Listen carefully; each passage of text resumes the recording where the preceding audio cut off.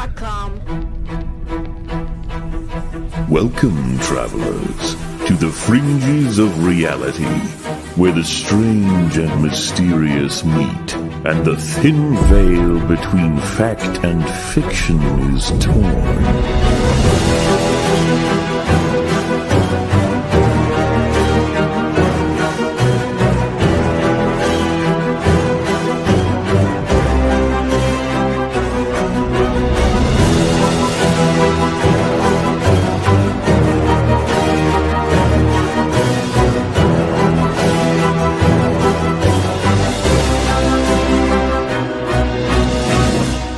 Welcome to the Forbidden Frontier.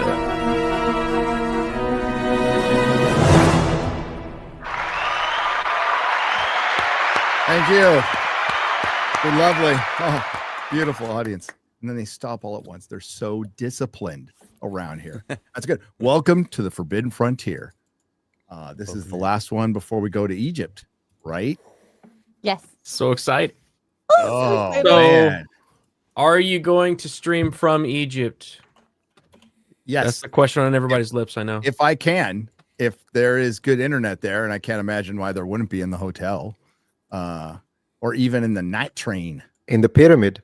In the pyramid. Inside. I'll try. We know it's an antenna. I'm gonna be on that. I'm gonna be on that roaming service, right? I gotta set that up. I don't know how good that's gonna be. I almost should buy like another service, so it's better out there. But You get a SIM card while you're at the airport. I got an eSIM. Yeah. I downloaded. yeah. It's an app. I just have an eSIM ready to go already. Think you can make it happen? you're gonna show me Airolo? how to do that. Sure. I forget the name of it. Let's So- do it right now. Let's do it right now on the show instead of introducing our amazing guest. By the way, Yeah. we finally got him. We got him, Metatron. Hi. Thank you for having me. Long overdue, and we're just gonna kind of go over all kinds of stuff today, including 3i Atlas, which we talk about every show, which is great. It's almost gone. I'm gonna miss it. Yeah, man. I'm gonna miss it. It's gonna go out of the solar system and go off to wherever it's gonna go. Well, It might be seeding our solar system right now with all of its Mm. gases. So it's got a lot of There is off a gassing right chance. now. Lots of gassing. Could be probing us. Well, you for sure, and it's expert. going back to I the said home us. world. Not me, not me. I said us. Well, it you only would know. counts men. Mm. What's up with that? What's up with that? So, hi, Garrett. Hey, what's up, man? I'm excited to see all the photos and the videos and the streaming from Egypt next week. I am not going. If you guys didn't know already, I am not going. But I know, very sad, very sad. But I do have my my Japan trip booked. Oh, wow. Freaking ready for that. Ooh, which, so by the psyched. way, we have some news on that. Sorry to interrupt. No, please. I Um, was teeing it up. so there's 38 tickets that were purchased. Okay. Which 38. 38, which 38. originally it was, 2 tickets left. But guess what? 20 extra tickets have been added. So if you are worried you're going to miss out on Japan, Stay worried, because you might. You Yeah. better buy your ticket. Better get them. Get that early bird booked. Unless, of course, the aliens come and take us all away. We'll find out. There's always Well, that. yeah. There's always that. true. What up, Adam? It's good to be here. It's good to be back. Forbidden Frontier. I always miss it when we don't have a show, but I'm excited. Blame the Metatron, I liquor. love your stuff. It's great to have you on the show. Hell, and X-Ray Girl. Yes, I was so excited to talk about 3i Atlas last week, but it's okay because we're still going to talk about it this week. I feel like it disappeared, it reappeared, some new things happened, and some, I guess, puzzling. I really still wanted it to kind of be aliens, but no, it's not aliens, but we'll see. Yeah. There's still time. There's still time. There's still time. All right, and we got to do some business here. Talked about AI last night. We're going to talk about AI right now. Completely different way, though. Alexa listens to us and recommends products based on our conversations. Meta uses our information based on our browsing and engagement history to sell to other companies. Why do we assume AI is going to be any different? We don't. If you've used any of the leading AI apps, you have probably been censored at some point, even for harmless questions or requests. When with Venice AI, it lets you use AI without handing over your sensitive information, and features like messages are encrypted and your conversation history is stored only in your browser. AI can be extremely valuable, but we shouldn't need to give up our privacy to use it. Venice utilizes leading open source AI models to deliver text, code, and image generation to your web browser. There's no downloads, no installations of anything. The Venice Pro plan unlocks the full platform of features, including PDF uploads for summaries of insights, the ability to turn off safe mode, and unhindered image generation. Yeah. The ability to change how Venice interacts with you by modifying the system prompt, limitless text, and high image limits. If you want to use AI without fear and handing over your most intimate thoughts. What if I want to, though? To a corporation or a government, you can get 20% off the Pro plan using my link, Venice AI/Nerdrotic and code Nerdrotic, or check out the link below in the description. Thank you very much. Didn't know who I was, man. It's messed up. That was sad. I was messed up. I asked the AI, do you know who Quarter Black Garrett is? It didn't know what 3i Atlas was either. You had to specify. It didn't? I had to Okay. specify. So you might have to just specify as well. Okay. I just didn't. AI is retarded. Okay. It is a little bit. It's It is a still little very bit. retarded. You gotta train it.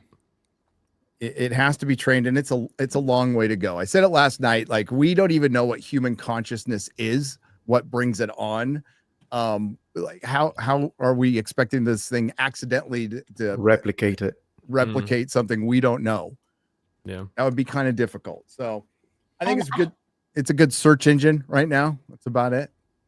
It's good for language training. Yeah, I need it for sure. What were we gonna say, X-Ray Girl? I was going to say the power that your brain needs to function all the things that we think about, thoughts and memories. Whereas if we're supposed to rely on AI, which needs a ton of however many computers, it doesn't compare. Yeah, the data centers and how it runs all that. Well, now, but we have those new the new Major 1 Willow, these superposition CPUs. Who knows what the capabilities of AI will be once they're connected to that? It's actually kind of frightening. But could you imagine gaming? Sure. Yeah. Oh my god. That's what we're doing right now. Simulation. That's it. We're in the simulation. Yeah, simulation theory is actually compelling. Yeah. Yeah, it's one I did not believe at all, Metatron, and now I'm pretty convinced that's what we're in. No, it is quite two compelling. articles. There's 2 articles that were released last week. One said scientists have proven simulation theory, and then the other one came out the exact same day. It said scientists have found that simulation cannot be a thing. It was like perfect. Which one is it? The science is settled, Adam. It was great. Yeah. The duality of man. I love it. Man. I mean, I'm not the only one to say this, but I thought it was just it's a great way for atheists to come to terms with God. Yeah, sure. Yeah, absolutely. We are basically inside a Skyrim, pretty much. It's just we don't remember type of thing. It's interesting. No I dragon think it shouts. is. I wish we could add. Hey, God, could you add some dragon shouts to this version, please? Be cool. No, the most frightening thing is like how many jobs it's already taking away from the private sector, and it's going to be orders of magnitude worse. And I don't know if we have something to account for that. I mean, usually when an industry comes in and takes over, it's a little slower. This is really fast. So the disruptors have disrupted society. And the attitude, even from Elon, not great about it, right? Yeah, it's not great. Yeah, because when he talked about it, he essentially said, I'm going to paraphrase, if you're doing a shitty job that doesn't really accomplish anything, is it really a job? Well, yes, it is to somebody. Yeah, of it course. is. It is. So you got to have a little better attitude than that. about it. I think it's difficult for him to see it because we are on two completely. I mean, who can relate to the billionaire class in the sense that who knows? Like the perspective is different. He did retweet one of my posts on X though, so that gave him points. Yeah, excellent. Up in my book. Yeah, he did do that. Yeah, I said Yeah, for a his- while, AI Yeah. is probably going to be taking over many things, but not the arts, not like the, I don't know, the podcasters, like the personalities. But then, of course, over the weekend, I saw Drinker got yoinked, you know, his vocals. Yeah. And it's just like, oh man, like, and music, people are sharing these AI versions of old music remixed, and you know, everyone's like, oh, it's crazy, it's awesome. And I'm, as a musician, I'm like, oh man. Of course. I yeah. think that it actually makes genuine human creation more valuable. Enticing. Yeah. And I would seek out I would more hope. real art than if everything is just a sea of slop and crap. I'd be like, where's the real person that's making real music out there? Have you seen creators have started to say human-made, no AI on thumbnails? Yes. I've seen people No. starting to do that. Yes. Yeah. There is a channel Wow. I follow. His name is Björn. Man, I can never remember the full name. He does Nordic history. He's really good. And he has Cool. started doing that. Like he said, he put it on the thumbnail. And I don't think it's going to be the only one. Personally, usually, you know, I cover a lot of topics, more of a variety channel, but I'm mostly known for the history stuff. And when it comes to the history, there is a lot of AI slop, like a lot of AI Yes. slop. Fun. And Oh, it yeah. gets So a much. lot of views. Like I see channels that have like 5,000 subs, 2,000 subs. Video 3 days ago, 1.4 million views. You gotta be joking. And it's insane because then I click the slop, and the information is wrong. The information is wrong. It's wrong. so It wrong. repeats itself over and over It's to so get the length, boring. so you can get click through it for longer. Yeah, it's I talked it's about a it. bad place we're in, but I think we'll figure it out. I think people will get Well- discerning. They'll figure out ways like that, like putting it in the thumbnail, saying, "Look, this is actual human. I'm actually narrating it." I think we'll figure it out. It's trial and error. I mean, it just personal those growing preference pains. here. I like to go to sleep to history videos. Yeah, sure. Either I mean, why not? Metatron or somebody else. I like to click that on, and I sit down and I sit on my Appreciate it. couch and vape for a little while, and then go to bed and have my headphones on. I have tinnitus, so I have to have something going all the time. I see. Otherwise, I Same. hear Same. I hear the the noise. Yeah. all Yeah, the time, and it's getting worse, by the way. Oh, that sucks. So it does. I hate it, but Bro, it sucks so bad. that's why I've just got music going all the time. But I was talking about it yesterday. There was a 3-hour Atlantis video, and I'm like, I have never, unless it's Randall Carlson, I have never seen a 3-hour full breakdown of the history of Atlantis video. And of course, it was AI, and it is mucking things up. But when it comes to those views, Metatron, here's the problem for YouTube. So if you saw the Critical Drinker video, no, I didn't. I have to okay, check it out. Yeah. check out the comments. Now it's different. So once Drinker brought attention to it, we started getting normal comments in it. But before everybody started seeing it, when I saw it right away, I went there. Every comment was AI. Oh, Every bots. it's all bots. It's all AI. They were all like wall of text comments. You don't get wall of text comments unless it's with super- emojis. Yeah, not for My Fair Lady or whatever the fuck it was. Yeah, whatever that was. Yeah, like it was something super like controversial, maybe, but it was all like everybody like acting like they knew about this movie that was 50 effing years ago. It's like shut up. So now it questions the views, and now it questions viewer trust. That's where the problem is viewer trust. Hello, Dolly. Thank you, chat. Hello, Dolly. But for YouTube specifically, is once that erodes and we don't believe the number, then it erodes the entire platform. So that's something that these companies and like all the other sectors that AI is going to affect, as it is right now, they need to figure out how to navigate it and make it. I don't know. How do you make it trustworthy? You have to make it public what is AI and what isn't. So maybe if instead of having the creator put on the thumbnail human made, no AI used, maybe have a detected model that watches videos, that looks at the AI thumbnail and goes, it has a little ticker up in the corner that says AI. Mhm. That's all. Like the paid promotion. When we had that whole issue with Yeah. YouTube where people were getting paid, but they weren't disclosing Good it. idea. But now we have to check a little box and say, hey, I'm getting paid. Like that's a totally feasible, really actually a good, trustworthy way to interact with your audience and say, hey, yeah, I was paid for this. There's a little notification. Like that's all. And Accountability. really maybe a setting that I can actually click. Yeah. Show me Yeah. no AI videos. Please, God. Please, Please, yes, man. yes. That would I be think awesome. it would be a very good way to address this. I don't think it would fix everything though, because one thing I noticed that some creators do, it would take care of the most egregious ones. But some people, what they do, and I've seen people that I thought were trustworthy, I'm not going to give names, but what people do is that they call it research, but all they're doing is they're going to talk about the topic. They will write it on AI, ChatGPT, tell me about the Roman Empire, or for instance, production of the pyramid. And then they just freaking, that's their script. No research, nothing. They use AI. And I've seen it done in Oh, the that's space. disgusting. I've seen it done in the space, and you can tell because not only sometimes you can see the way they speak or the punctuation, for instance, it's quite obvious that it's AI. But other times, it's making egregious mistakes because again, it's a language model, but it's not. It oftentimes it repeats what it finds, and it can be misinformation. Yeah. And I've seen it happen on channels, and that's a little harder to detect, I suppose. Because you have a human. I think one of the ways you got to fight it is, and this sucks for, this sucks for Drinker, because Drinker made a great video about 3 years ago on like how to make a video, and like everybody should watch it.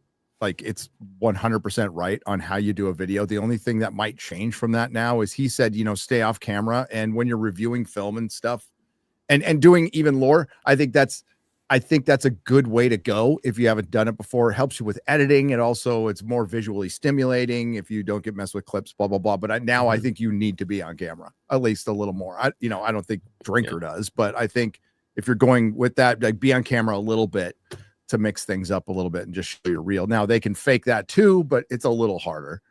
Yeah. It's a little Four digits. So far, so Yeah. far. 6 digits. So far. So It's going to Yeah. get better. It will. It's going to get better. Yeah.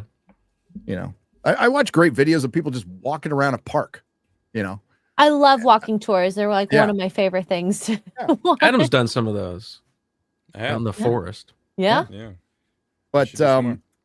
as far as where it's going to affect, the only place in that I'm going to air quote this, Adam, the arts it's going to affect is commercials. Like anybody working commercials is done within the next couple of years. We got It's over. Coca-Cola out here. Coca-Cola. Yeah. Yep. They're 2 years complaining in a about row now. Sydney Sweeney. It's like, hey, she's a human, a hot one in a commercial, where that Taylor Swift just did a bunch of AI commercials for her album, where she Did just she really? AI'd her pictures. Yeah, That's she crazy because she took has the pictures money and to did the do AI it. I know, and well, you know Will why Smith rich did it too. You know why rich people are rich? Wow. They fucking But the AI has no good genes. yeah. Yeah. It does not have good genes. It does not have good genes. Where it's already benefiting us is medically, right? Gary Nolan, famous UFO, he's a doctor, I think a professor too, at Stanford.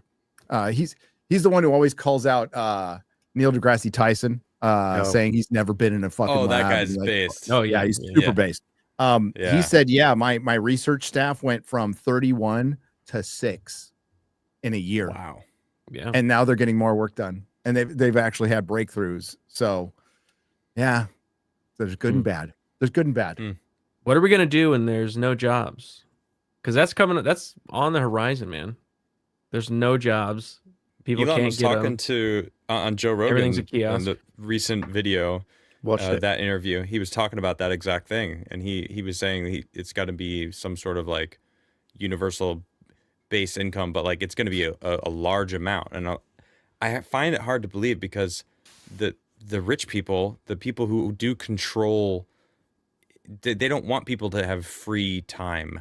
They don't want that. And Well, I don't and know. universal basic income is based off of tax dollars, and if there's nobody making money, they don't have jobs. There's no tax dollars Yeah, coming in. There's no tax exactly. funding the universal basic income. Socialism doesn't work in a That made no full sense. socialist situation.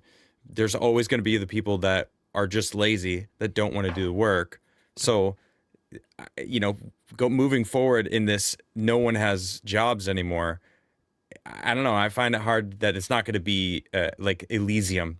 You know, the rich are going to go and live in some ring Sky or City. something. Yeah, you know what I mean? I mean, I see that being a inevitability. Yeah, instead of Star just Trek, where fighting for everybody has scraps. time and they can invest into the things that they love to do because we're post scarcity. We're going to be still during scarcity, but also no jobs. So it's like the worst of both worlds. Yeah. Well, if Like, you what make do, it, what do you do about that? if you make money valueless, they kind of they do this in the Expanse.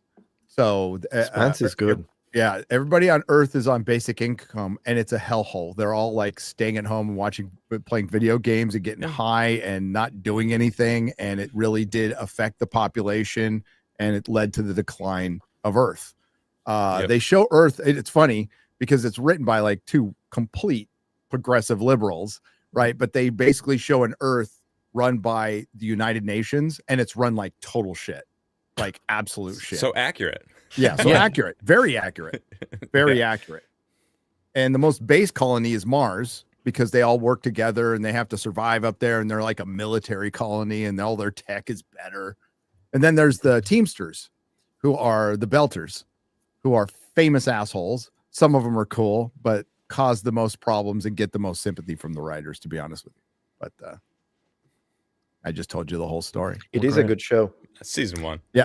Addictive. See, I like the first three. I wish they would have finished it. The ending it without telling you where the proto molecule comes from and like what its purpose was unbelievable. They didn't? No. What? No. I couldn't get past season 3. So they left season 6 was the last one. 5 or 6 was the last one. And they left it open to probably do something in the future because there is a 30-year time jump from book was it 6 to 7. Book 6 to 7, there's a 30-year time jump, and they take de-aging pills. That was their stupid thing for it. It was de-aging pills. But they needed to do it to build up the Laconian Empire, right? So, they don't tell you what the purpose of the proto-molecule is. Well, they don't tell you who it's from and basically who it was set to fight, because there's something it's up against. So it was technology created by other aliens to fight other aliens that kind of live in between worlds. A shadow, shall we say? Borrowed a lot from Babylon 5, we'll say. Reminds me of Mass Effect a little bit. And as well. a little bit of Mass Effect in there, yes. Great series. Yeah. But they never explained it. There is talk of like doing specials. So we'll see. But without Detective Miller, it's just all kind of downhill, to be honest with you. Agreed. Okay, He was the best character. Thomas all right. So what do you want to start with, Garrett? Well, we have a little bit of 3i Atlas updates. Since last time we talked about it, it just had passed the sun on the other side of the sun and revealed itself again. It was still on course, same course that was predicted. It didn't veer off. It didn't change. It still didn't have a tail, so it should have a tail going away from the sun as it's going around the solar system, but they did not detect it.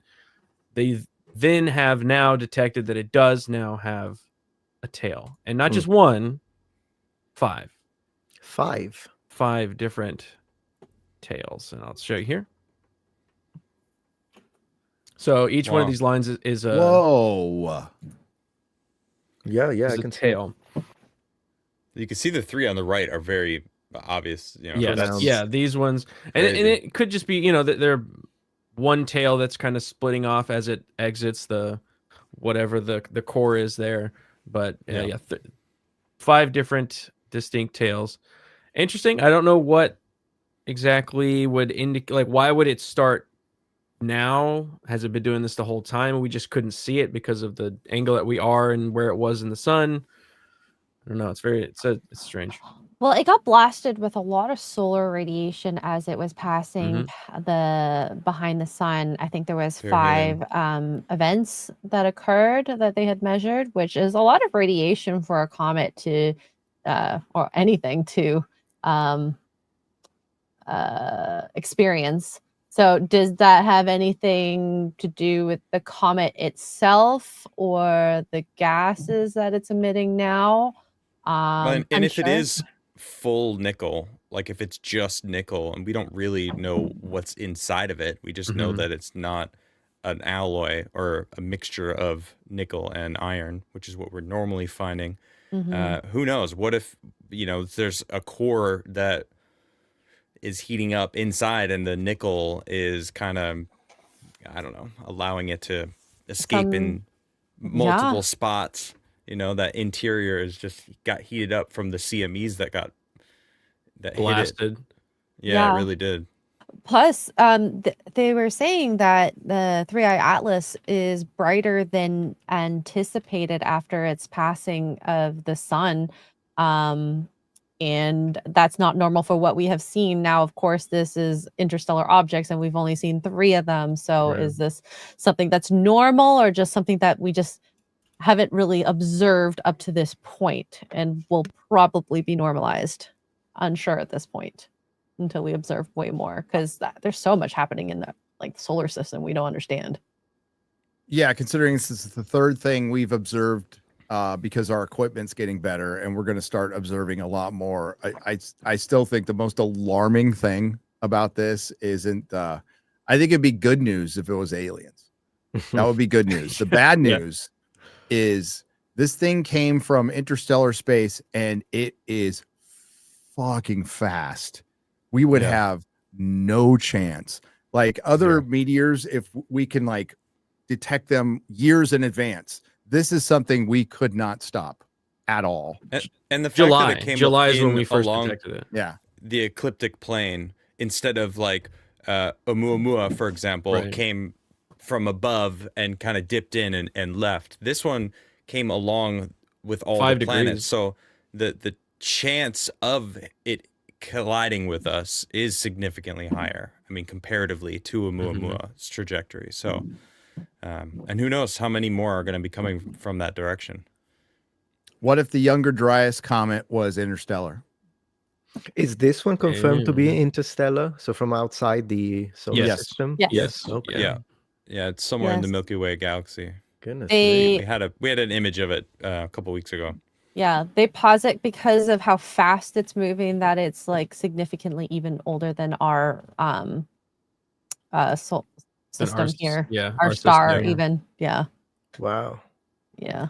So no telling what other solar systems it may have gone through, what it's what it's interacted with throughout the galaxy as it's gotten here, what it's picked up, what it's dropping off now. This is interstellar material that it's now releasing into our solar system. What does that mean? Is that abnormal, or is it totally normal? We're just now catching it because we have the technology and we're looking for it. That's what I think is super exciting to figure out.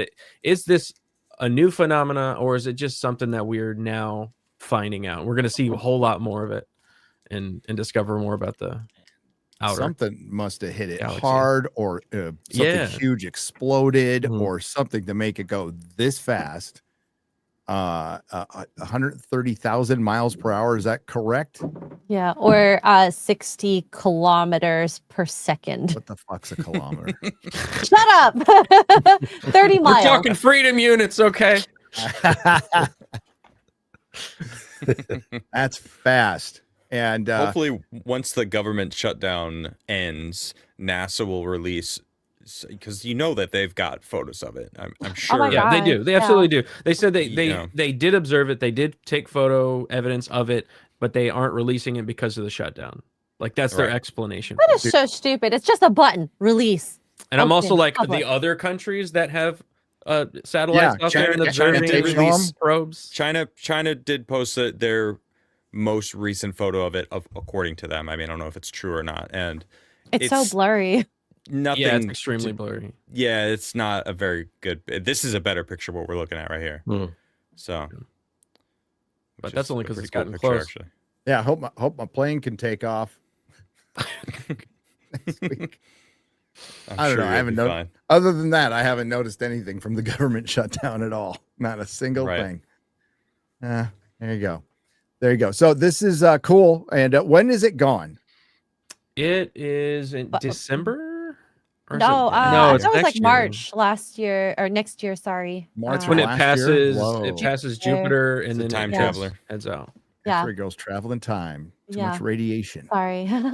I Okay. can show you the Chinese images that they Yes, had please. released. Yeah, I'm sure they were sent Um, directly to you. Yeah, 'cause You're a obviously. Chinese spy. I'm a spy. So Psyop. Psyop. pixelated. Psyop. Yeah, so This this is on a Sega Genesis. it's so big. That's what I'm saying. It's like China. What are you doing? Was it made in China too? That's why Yeah, it's what not the working hell? as well. I don't know, man. That's Wow. 8-bit. It's not 16. Oh, that's know. true. That's Yeah, even further back. It's Commodore. a master system. Good So that's job, their angle. Tianwan-1 orbiter. I made graphics like this on my Apple computer in junior high in 1983. So Apple Wow. II, what was it? It was Apple II, I believe. I was gonna say, believe. yeah, Wow. Apple II or 2E, 2 Plus. Yeah. But this is an interesting object. And I was watching the Matt Beal and Stephen Burns interview, and they were talking about how this was a theory that this could be the universe giving us a simulation of what would happen if something came into our system Mhm. here and Mhm. our reaction of it to test us. Like Like, a warning. Yeah, Uh, this could be Hmm. aliens. What? I mean, that's just being fun. probe, man. Right? Well, speaking Like- of probes, Boris, have you seen Yes. this? So after it passed the sun, it's on the other Oh, the side of other the one. sun now.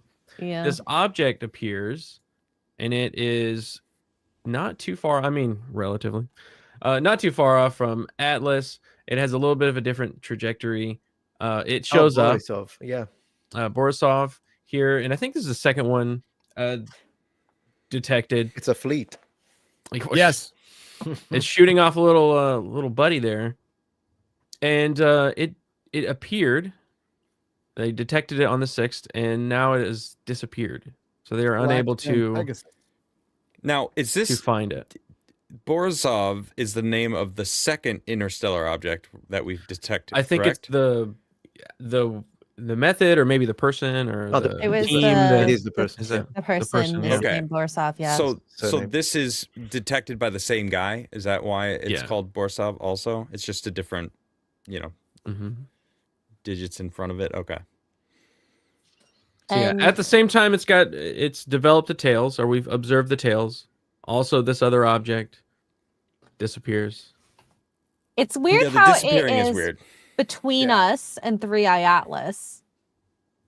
Yeah, How that like would a- happen. Yeah, it's Random. Like a shuttle. Yeah. Who knows? it's a little it's a little droid, little probe droid.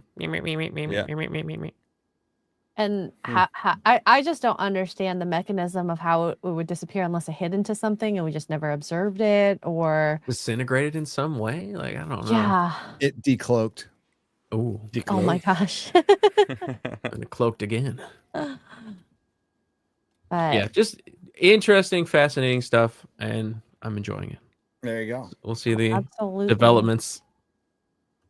Maybe the Christmas star was interstellar. Maybe. Mm. Maybe Could the be. great engineer just, put in an update. And it was right there. I didn't mean to put that star there.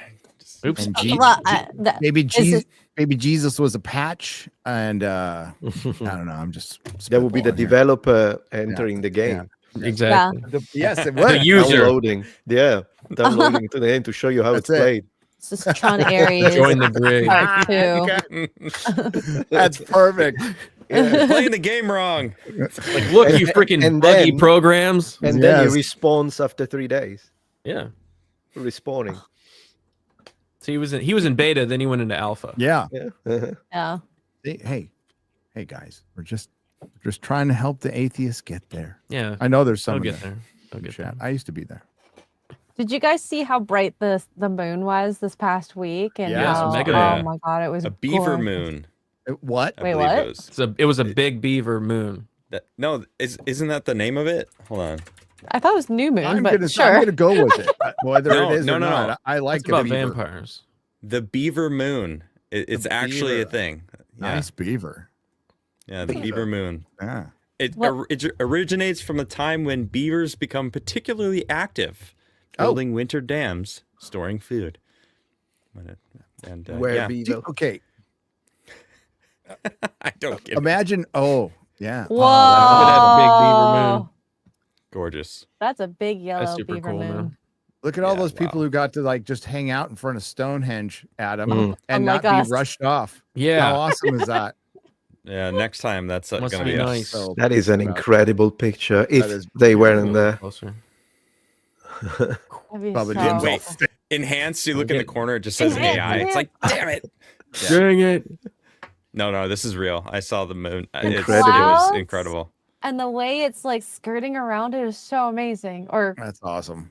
Yeah, it was. I was noticing it on my walks. I was like, oh, there's a big old full moon out there. I didn't know it was a beaver moon. Nice beaver. That's right, Chad.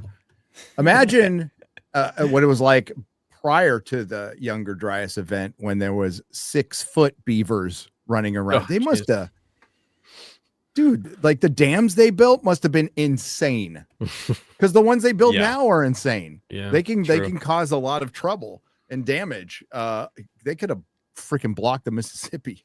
Christ's sake. Hey, Dan Vasquez here. Probably. Dan Vask kind of got that's not sorry. There are more crimes during that phenomenon. The beaver moon. the beaver moon or just Mhm. full moon? Well, Which what- full moon, I believe, Probably because both. this past week it felt like people were on edge that I have talked to in real life, like from work. Like they're like, I'm so stressed, et cetera, at the hospital. And It's weird. I Makes felt the sense. same energy, and I'd never even connected that. No, Mhm. it's real. Huh. Spending time in prison, full moon, like it would go nuts. So, and like if you really think about it, right, where our brains run on electricity, and Yep. the moon affects the magnetosphere, and its position in the magnetosphere could probably just it just fucks with our programming a little bit. And you know what? I think X-class solar flares do that too. And it's, we could call it basic baseline universal paranoia, which we should all have. That's from Hitchhiker. But I think it just gets amped up a little bit. I think Yeah, that's just like believable. like a big wide push on everybody from the moon every once in a while. Like the ocean, it's pushing the oceans around. the Why wouldn't it tide. push our little water Maybe 80% water. bags around? Yeah. Mhm. That's right. And our brains get messed There's up. one more supermoon in December. Oh, One more this Sweet. year. There's so many Interesting. supermoons, man. I think there were other planets aligned with the supermoon too. It was like the moon, was it Mercury, the sun, and then I think I have Uranus. no idea. Yeah, this past That's week. what she So said. Yeah, Uranus is Oh. always lined up with the beavers. shut Yep. up, you guys. That's why people say Uranus. Is the Is the Uranus. sun that's the the gooch or alternative- something? Yeah, the alternative sun is the gooch. pronunciation. I have to go to the Uranus. Oh my God. Well, Really hey, like it. Metatron's on here. I wanted to ask Metatron, what Yeah. what got you into ancient civilization? Because I've Yeah. watched your videos for a while, and then you kind of jumped into this sphere. So what is it that got you into it? I think what it was actually was the way I've always been interested in history, but I think what it was is that my mother brought me up reading me all of the classics of Greek mythology and ancient Roman history. This actually like when I was like 8, my mom was like reading the Aeneid, the Odyssey, and all these other Iliad. And so I think that must have created something as she was reading, and all the because the descriptions are great, like the glittering armor of the warriors and all the Agamemnon, Menelaus, and all that. Also, keep in mind, Sicily is extremely It's right there. Greek/Roman. It's ancient, Right. Phoenician. We've got it all. It's a mix, and literally, you can just drive 15 minutes and you have a 3,000-year-old temple still standing.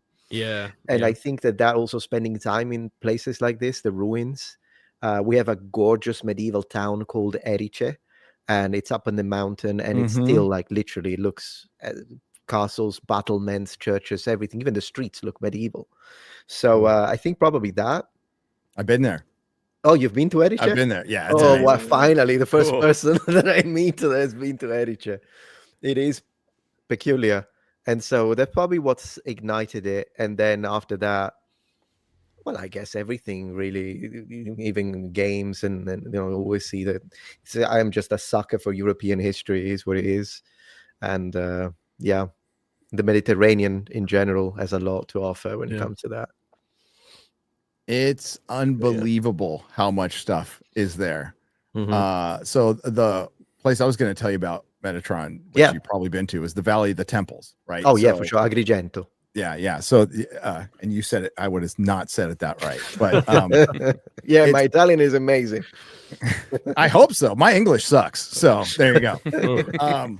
But it's the Valley of the Temples because it goes from Greek to Roman. So you can see the Greek construction to the Roman construction.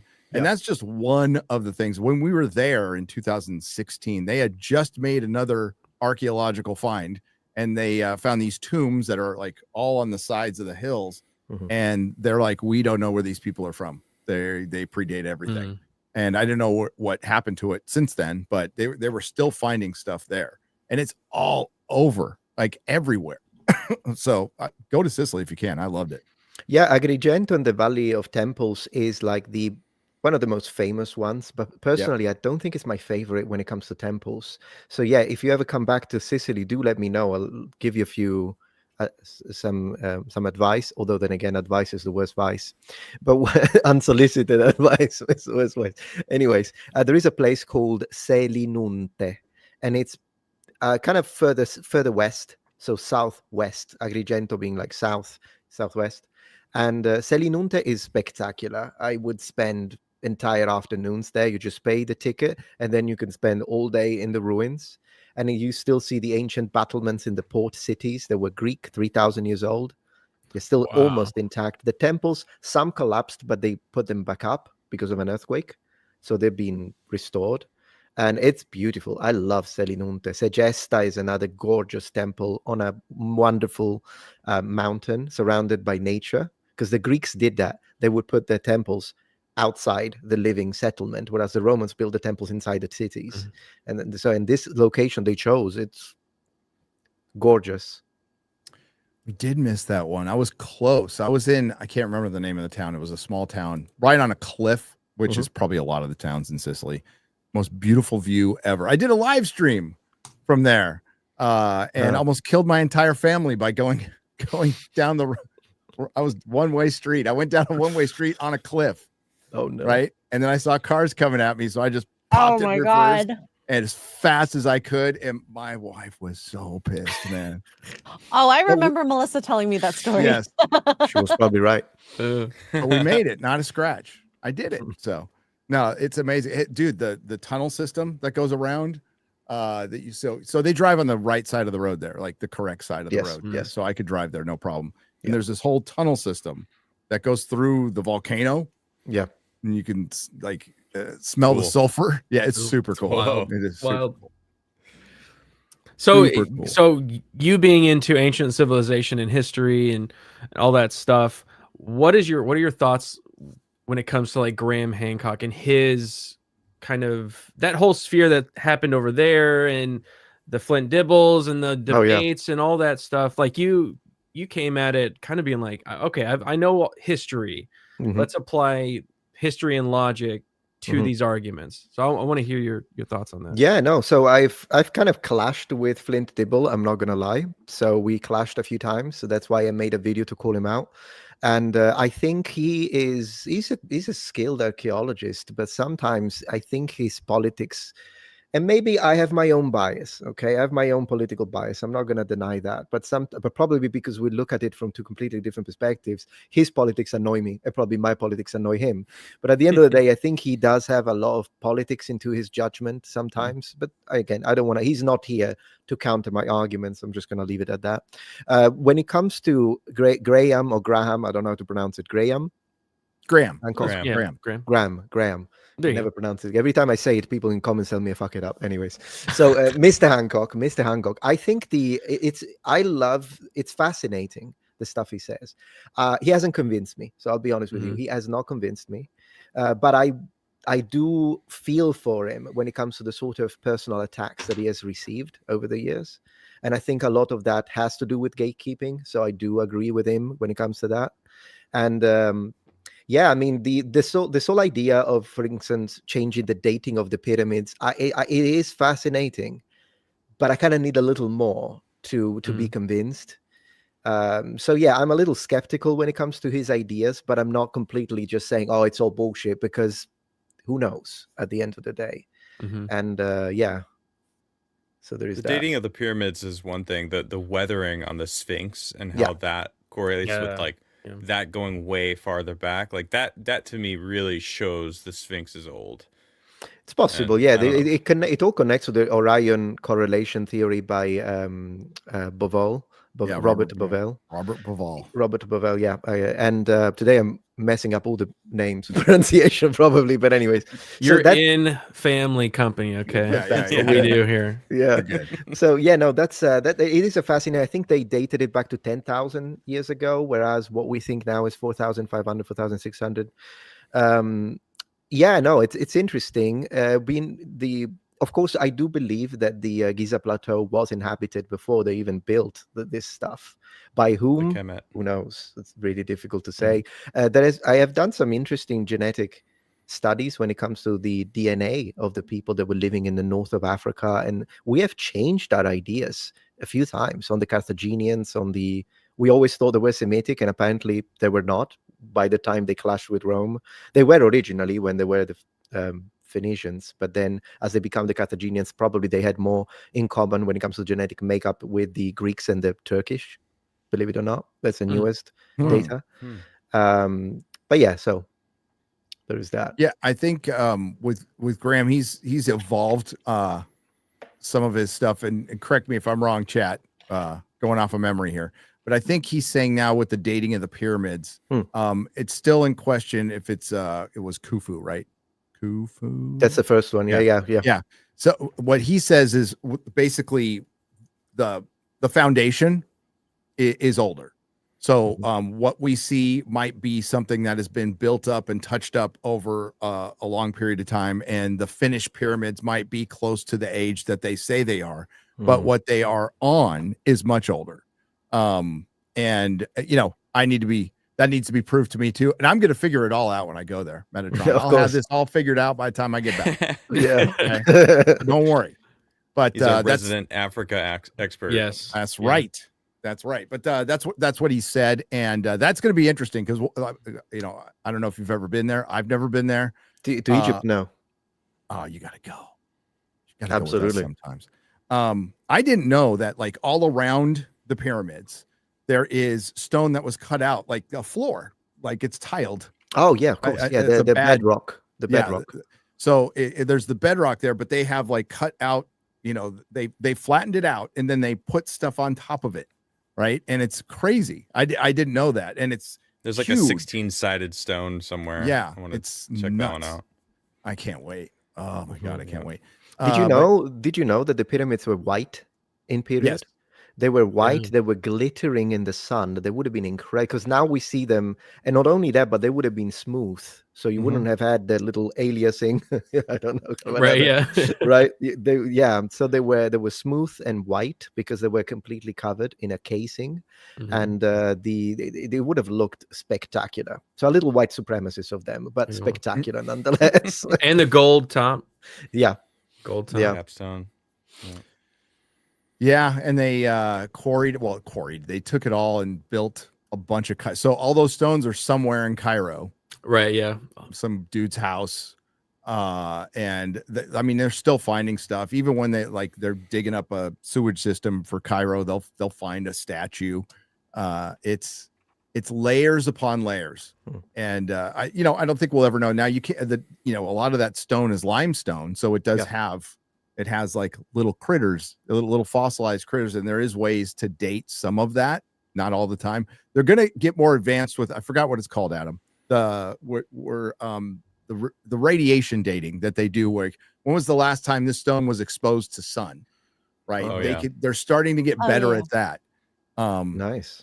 Yeah. So if they and how did they come up with that, and how did they verify it? I don't know. Not carbon 14. It is called. I forgot. What Because carbon 14 is for organic material. Yeah, it's for organic. Yeah, It's not radiocarbon. It's not I radiocarbon. still don't trust that either. Yeah, I mean, it can fail. It can fail. Right. Oh, radiocarbon's they're can fail. not reliable. Yeah, the margins for error are huge.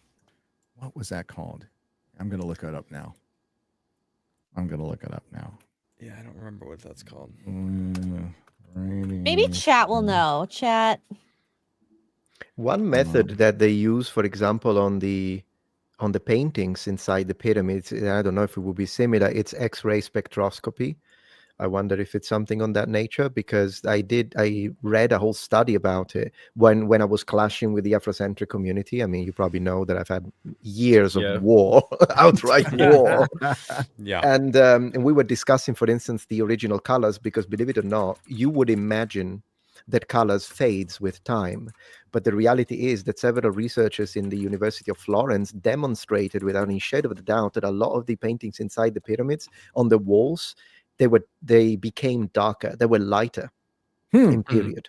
And they demonstrated that there is a chemical reaction, like the hair of this princess originally was blue, but now looks black. The skin was lighter than what it looks, which obviously when I said it, the amount of hate I got in the comments. Oh, dude. You have Be no careful. idea. I don't care at this point. Cleopatra was black. Okay, Cleopatra was black. Cleopatra was the worst one they could have chosen, to be honest. Also, because do you remember, I watched that Netflix documentary. I watched it because I was making videos, and like, it's the entire family. It's not just Cleopatra. Mm-hmm. All the Ptolemy, everyone, they're all black for some reasons. Every single one of them. Right. And in fact, even the latest game, Civilization 7, every single Egyptian is black. Yep. Did you notice that? Which is nonsense historically. Some would have been, particularly in Upper Egypt. It's not like that I could disagree for the sake of disagreeing. Yeah, in Upper Egypt, meaning the one in the south, because Egyptian maps were upside down. So Lower Egypt is the delta. Up the Nile because River. of the Nile. Right. Yeah. So Upper Egypt, closer to Kush, there would have been definitely a percentage of native Egyptians that were black due to, the borders and whatnot. I'm not saying that there were zero black Egyptians, but what usually my intellectual opponents say is that they were all black, which is absolute garbage. It's nonsense. But Civilization went for it, and the game, and it is what it is. It's like the More of documentary that really Accurate, released, you mean? I don't know, it was like last year or something, the history of Sweden, and it just showed like a bunch of black people. Yeah, it's ridiculous. Excuse me. Yeah, Yeah, we also- just I think we should flip it. We should do the history game- of Africa. True, but the game quotes Biden. Did you know that? Really? Oh no. Civilization quoted Biden. Absolutely. Is he one of the playable characters? No. No. What was the quote? Where am I? Where am I is the quote. No. So the quote was that I was playing with Rome, right? Of course. I was playing with Octavianus Augustus, which I appreciate because he's my favorite. He's my favorite emperor. And at one point, I get the civic panel where you choose a civic policy. Yeah. And one was actually, it was called, what was it? Diversity is the source of our strength. That was the name of the civic policy. And Of the other Rome? one, and the other one for they wanted as many slaves as they could. Very Yeah, diverse. discriminate. Very diverse. to be fair, the Romans hated everyone equally, so They did. weren't racist, technically. Everyone was shit to the Romans, so there is Like that. everybody could pay us taxes. Absolutely, yeah. It's called luminescence dating. Optically stimulated luminescent luminescence dating, cool. dating. Not the dating scene. Cool. I mean, you probably want to date somebody who's been out in the sun once in a while, but yeah, luminescence dating. Probably Oh, good. that's Yeah. Yeah. Not Cool stuff. judging. All right, not judging. I love that you got a favorite emperor. I need a Oh, yeah. favorite emperor. You need a That's favorite pretty cool. emperor. I do. Yeah. Is that like something you do in school as a kid in Italy? You learn about the emperors and you have to pick whichever one. Not necessarily pick one, but no, we spent a lot of time in elementary school with Greek and Roman history. Absolutely. Great. Not surprising. Roman emperors, there were so many with the same name, so I got so confused. It's the title. hated Okay. So Roman naming is, I'll try not to get too obnoxious and condescending. I promise I'll make it short. Totally okay. Roman names, they can go up to 5 names per person when the person is important. So for instance, in the case of the Emperor Augustus, you will hear Augustus a lot, but that's a title. Even Julius Caesar, right? The famous one. So Julius is the name of his family. So every single member of that family, if it's a man, his name is Julius. If it's a woman, it's Julia.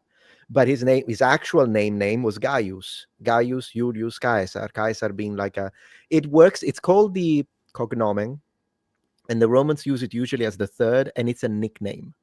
It functions like our nicknames. So when someone like is the boneless.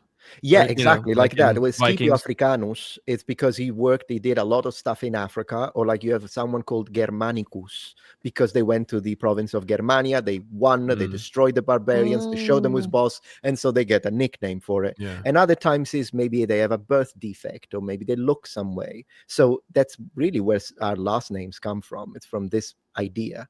But yeah, no, so the Romans have a lot of names.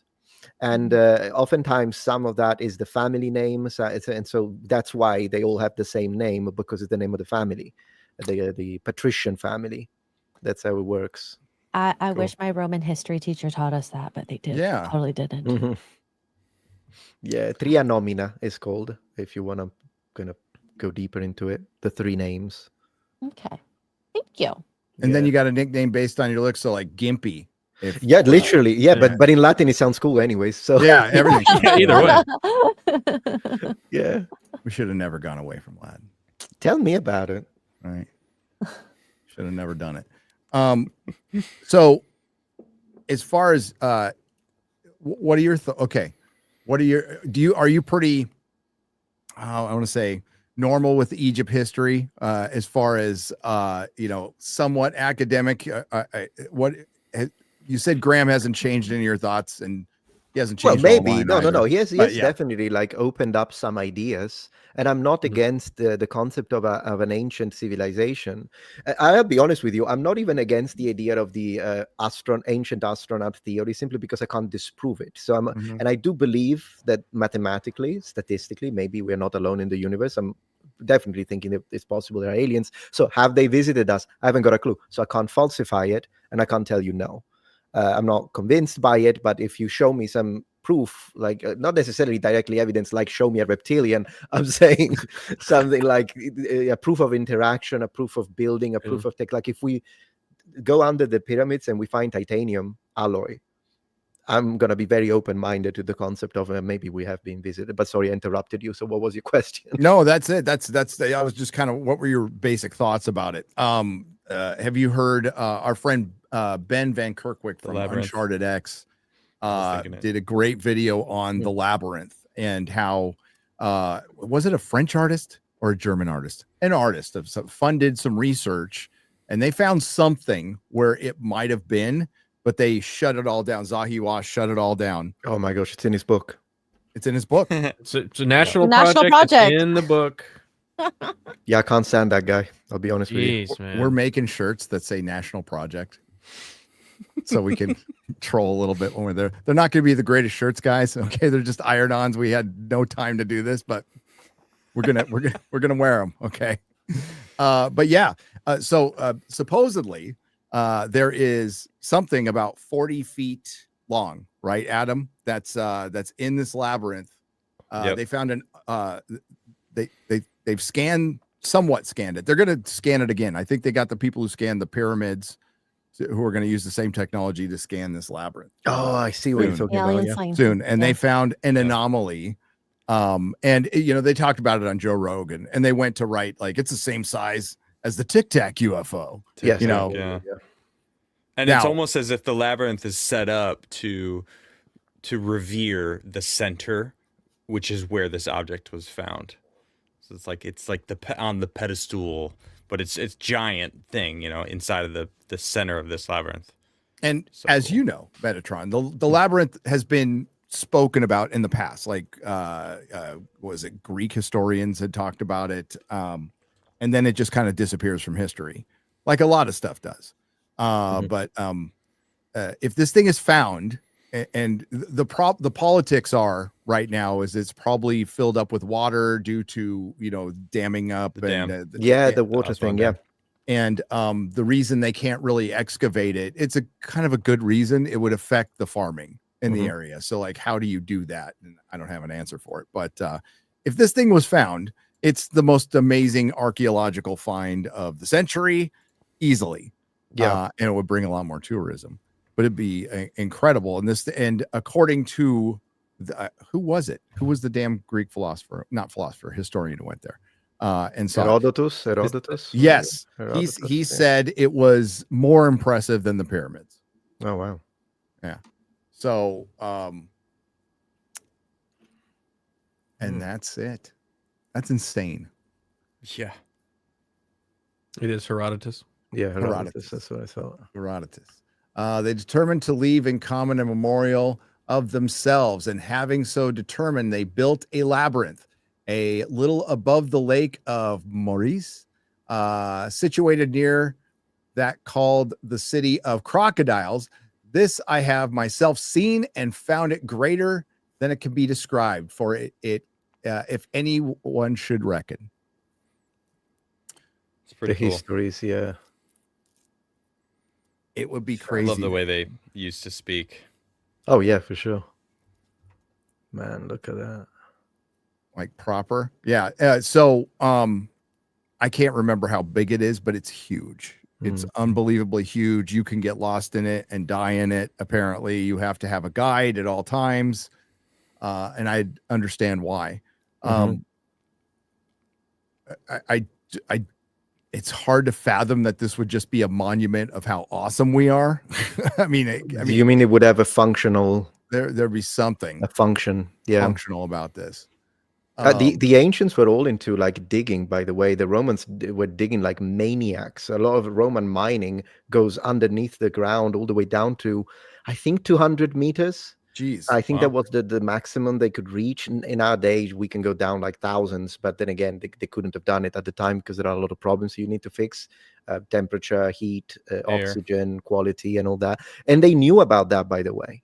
They knew, and water is one of the problems that the Romans mentioned. That's why when you said that, how these kind of underground structures, they can get filled with water when there is like an underground river or something like that. The Romans mention it in the sources. They know it's a problem. And you know what they use to fix it?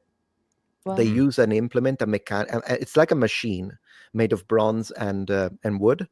And they use a specific type of item called the Egyptian screw because they learned it from the Egyptians.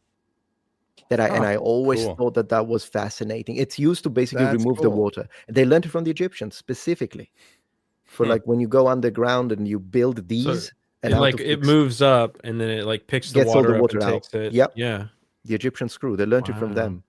Well, technically, the Greeks learned it from the Egyptians and the Romans copied the Greeks. But then again, that's just pedantry. Yeah. This is a ground penetrating scan that shows the different layers of the labyrinth in that area.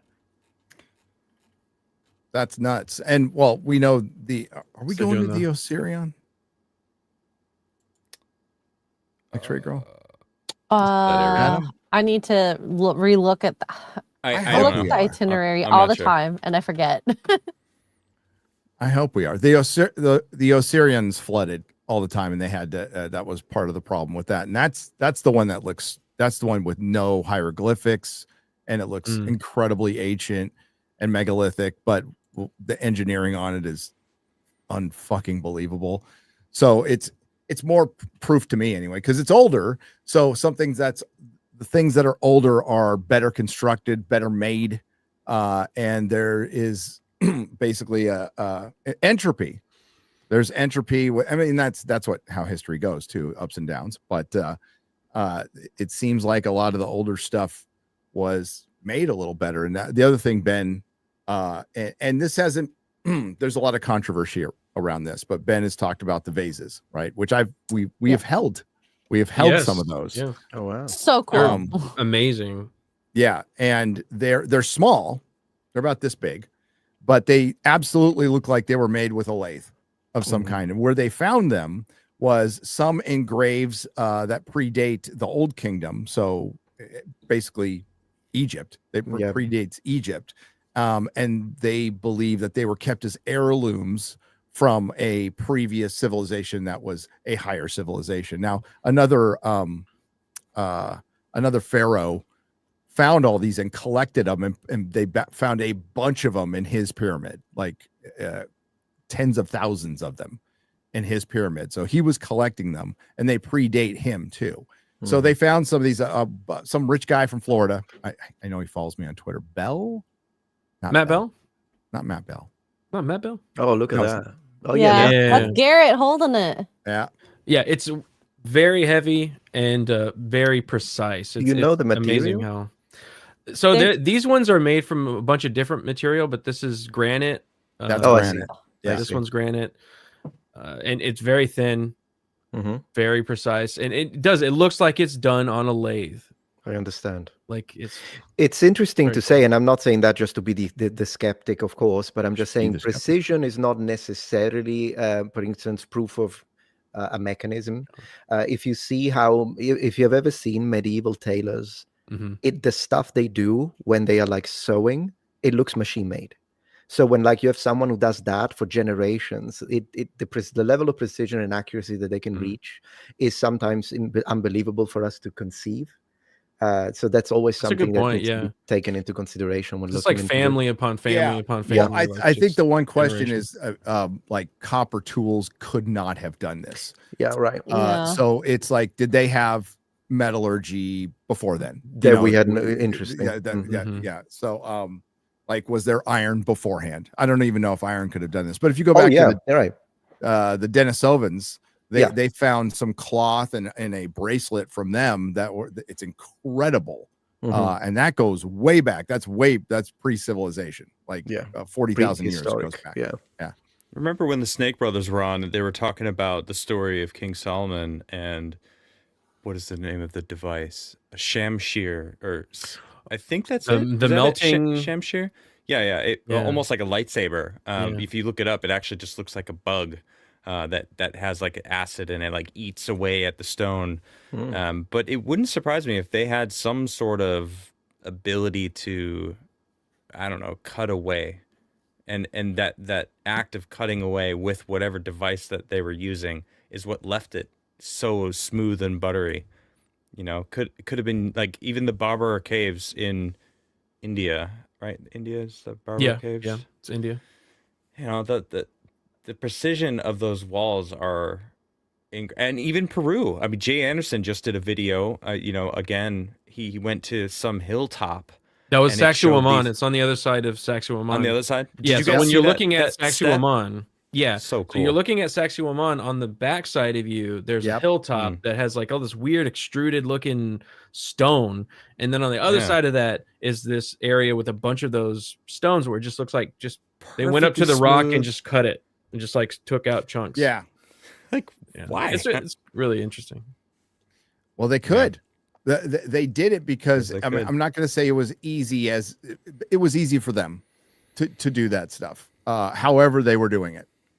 They were incredibly precise. They had to have math.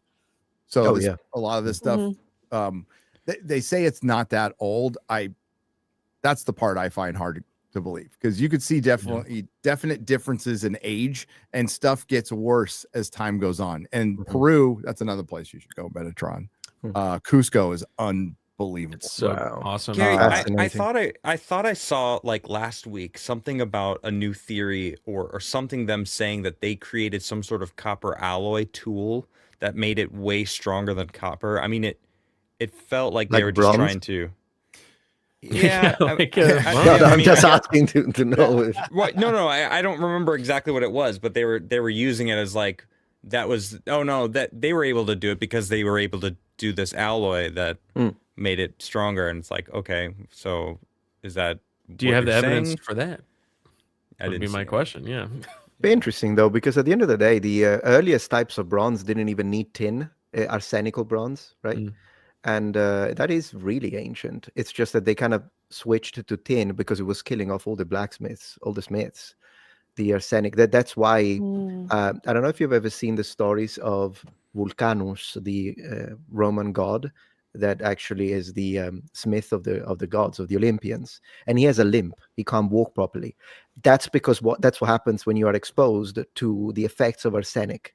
When you use it in the smelting process, when you're producing the arsenical bronze, is that it's kind of it's like a kind of I don't remember the term in English, but it makes your muscles rigid. That's what you get. Really? And it becomes chronic. And so a lot of the myths when it comes to these gods, they have a connection to a lockjaw. reality. Yeah, to a reality when it comes to the process of producing the bronze.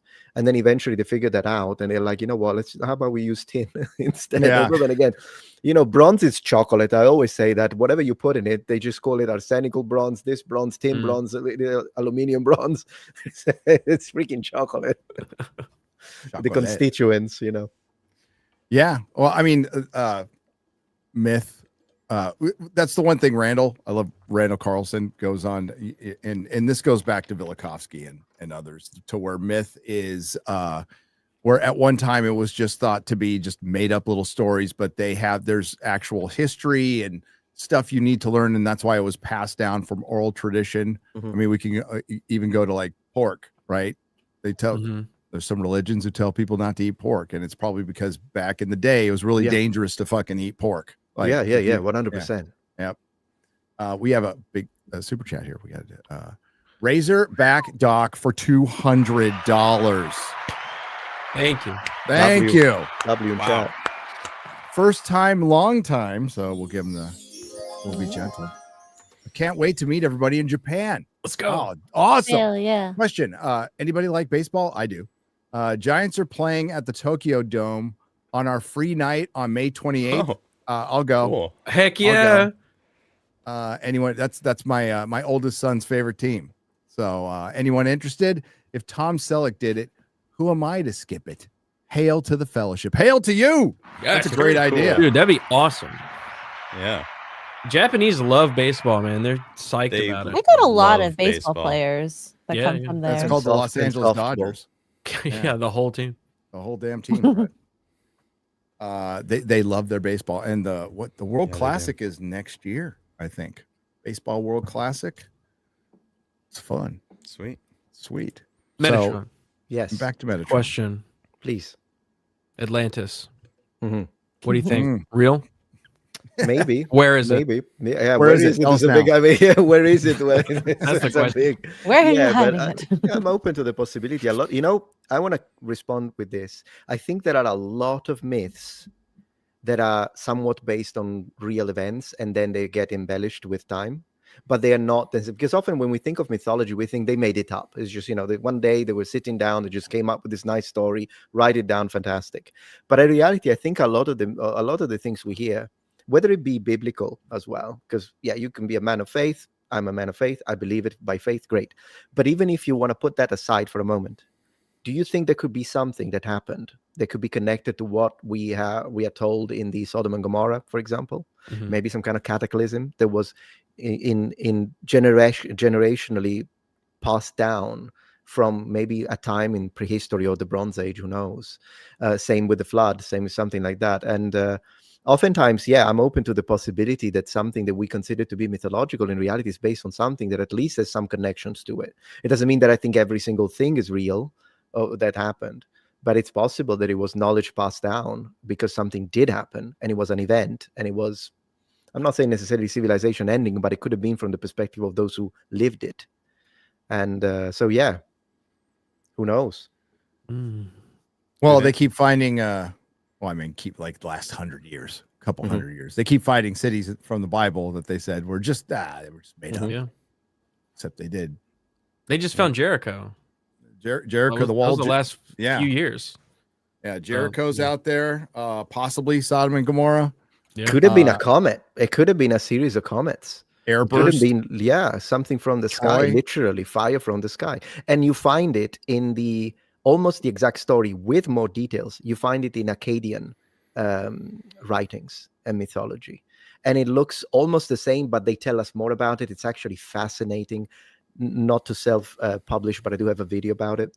And but it is fascinating because there is a lot of correlation between like Mesopotamia, ancient Mesopotamian civilizations, whether it be Sumerians, Akkadians, and all that, and biblical stories. A lot of correlations and overlap. So, Very cool. I think it's really cool, and I think there is something to it. And well, definitely the flood, like for sure, like a flood of some kind happened, and it had to affect the world because it is in ancient traditions. in over 140 ancient traditions have a flood. Basically all Myth. of them. Oh, I didn't know that it's many. South Yeah. America, Japan, China, North America, Europe, a lot of European countries and their Yes. origins. That story is everywhere. It's connected. Native Americans. Yeah. So Yeah, there is this a lot of something. connection. You know how, like in the Bible, there is the whole part about the priests, the Levites, the priests, and they're doing the sacrifices for Yahweh, Mhm. and then they get the fat from around the organs of the animals, and they burn it because it produces smoke, and it calms him down as he's staying in the tent. That's how the biblical story is told. There is the exact same description in ancient Greek mythology, exactly the same. Mhm.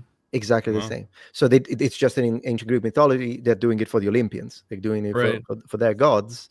But it's the same. It's the same fat, the same structure, the same idea that the smoke comes and down. It's the same thing. And then I find it fascinating. Yes. I totally believe that there was something more structured than just people running around with cloths, loincloths and stuff before the Yeah. Ice Age. Like there had to have been Right. some kind of, I don't think it was maybe not to our technological level with like electricity and planes and knows? cars. Who knows? But I think Probably it was not. definitely Technology. more advanced than we really give it credit for, and it was more connected than we give it credit for. Because if these stories were going to be that passed around, it would have to be extremely, extremely, extremely ancient stories that Mhm. we went across the world over time, or we were more connected via trade routes and stuff like that, being all connected, and we could pass those stories around.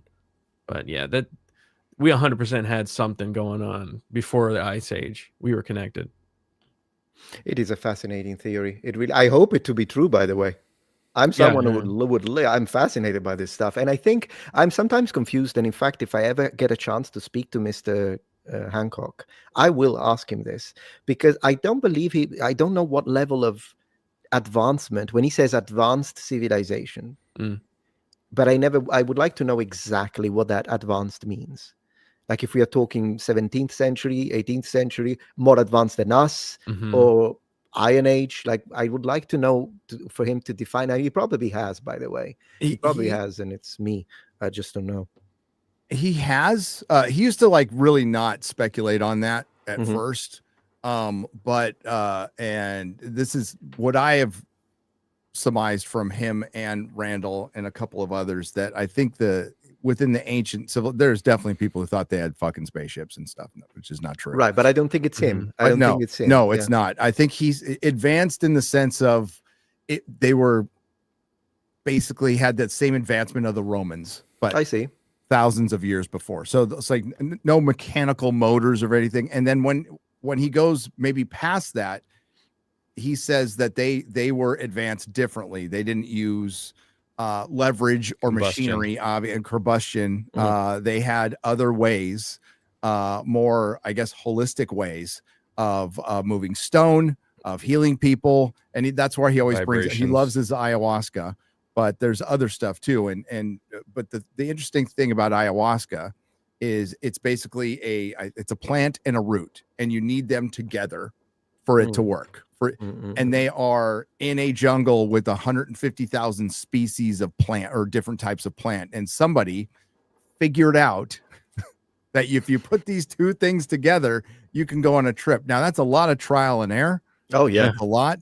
But that's the kind of advancement he would talk about, is they used what the earth provided. Basically, there is a theory out there of basically turning stone, like softening stone. And there is a bird in South America that lays its nests in rock, and through its saliva, it eats away some of the stone. Wow. And they think, well, maybe they replicated that somehow. They saw the bird do it. They found a way to replicate it. Don't know how, but maybe they're just squeezing the birds. Oh no! Like a packet of ketchup. Well, they were just breeding them, and they're like tools. You just go, all right, I need some stone over here dissolved. Squeeze the bird. No, there's Terra Preta too. So that is a fact. So that is in the Amazon, where it's, even though it's the Amazon jungle, it's not a place. It's not. That's why it's stupid that they're stripping it for farmland, because it's really terrible soil. So they have a soil that just doesn't go bad. Basically, it's kind of a composting with biochar. That's all they know. They can't replicate it, but it's a dark soil that will grow plants forever, and it is man-made. Yeah, engineered soil. Engineered. So that's the type of advancement I believe he is basing it on. I understand. Yeah, I'm not against that idea, because sometimes we think, well, I don't think you do, but I'm saying as a general public conception, sometimes we think of the ancients as absolute buffoons, like people that don't understand anything.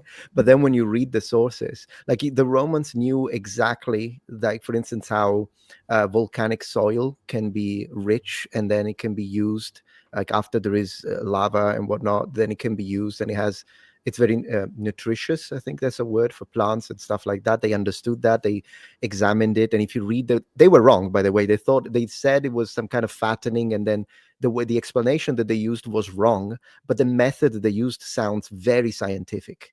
And even when they talk about the explosion in Pompeii, you imagine, they are probably thinking the gods are punishing us. But then when you read the sources, they're trying to figure out the natural causes of it. When you actually read the sources, and it's fascinating, because they had no idea, by the way, that it was a volcano. The one at Pompeii, Vesuvius, they thought it was a mountain. They thought it looked like a mountain. Now it looks like a volcano because it exploded. Before, if you look at the mosaic in Pompeii, it's just a normal mountain. And I think I reviewed an article that was saying the previous volcanic eruption was prehistoric, so the Romans had forgotten. By then, the populations had no idea that was a volcano when they settled Pompeii. We have this tendency, I feel like, as modern day humans, to imply that anything before us are like babies, and we're the modernism. Adults. Yeah. Like anytime that a new thing is discovered, some structure, they go, it's a temple. It's all because it's a temple. It's for sacrifices, or it's for some kind of ritual, ceremonial. That seems to be the only explanation that they just kind of go straight to. It's like maybe they have, it's lazy, and maybe they have more understanding than we actually think. Yeah, well, a ceremonial is archaeologists' talk for I don't know.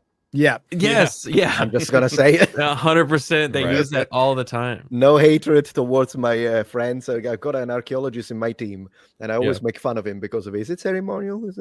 Yeah, that's ceremonial. Ceremonial. We use it literally. Like when I ask him, do you know what time she's coming? Ceremonial. It means I don't know. There was an old Mad magazine.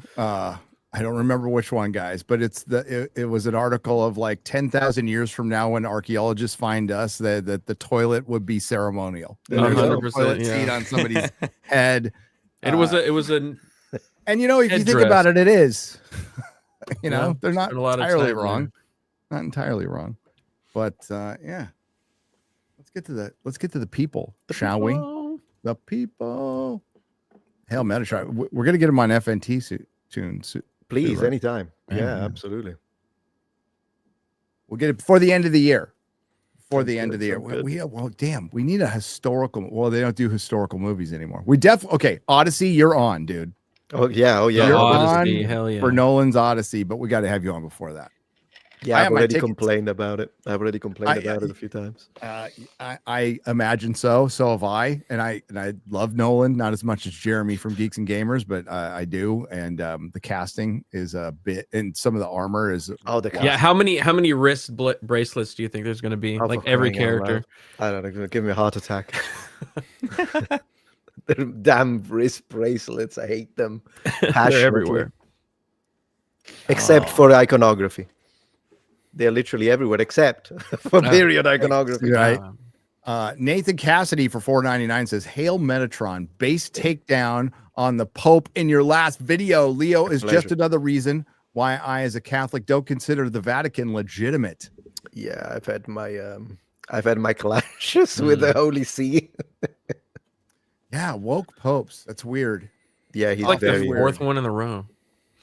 Yeah. And he's American, so that's not surprising. I mean, really? I mean, he's a politician, as I always say. He's also yeah. an absolute monarch of the Vatican. He is a politician. He's not just the leader of the church. So there is that.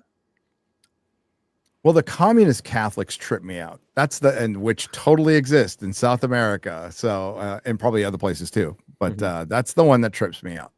Like, really? Psychotic Mongoose has been a member for 13 months. That's over a year. Thanks, buddy. Giovanni Garcia for $2 says, Meta! Hey, brother, longtime fan. Thank you so much.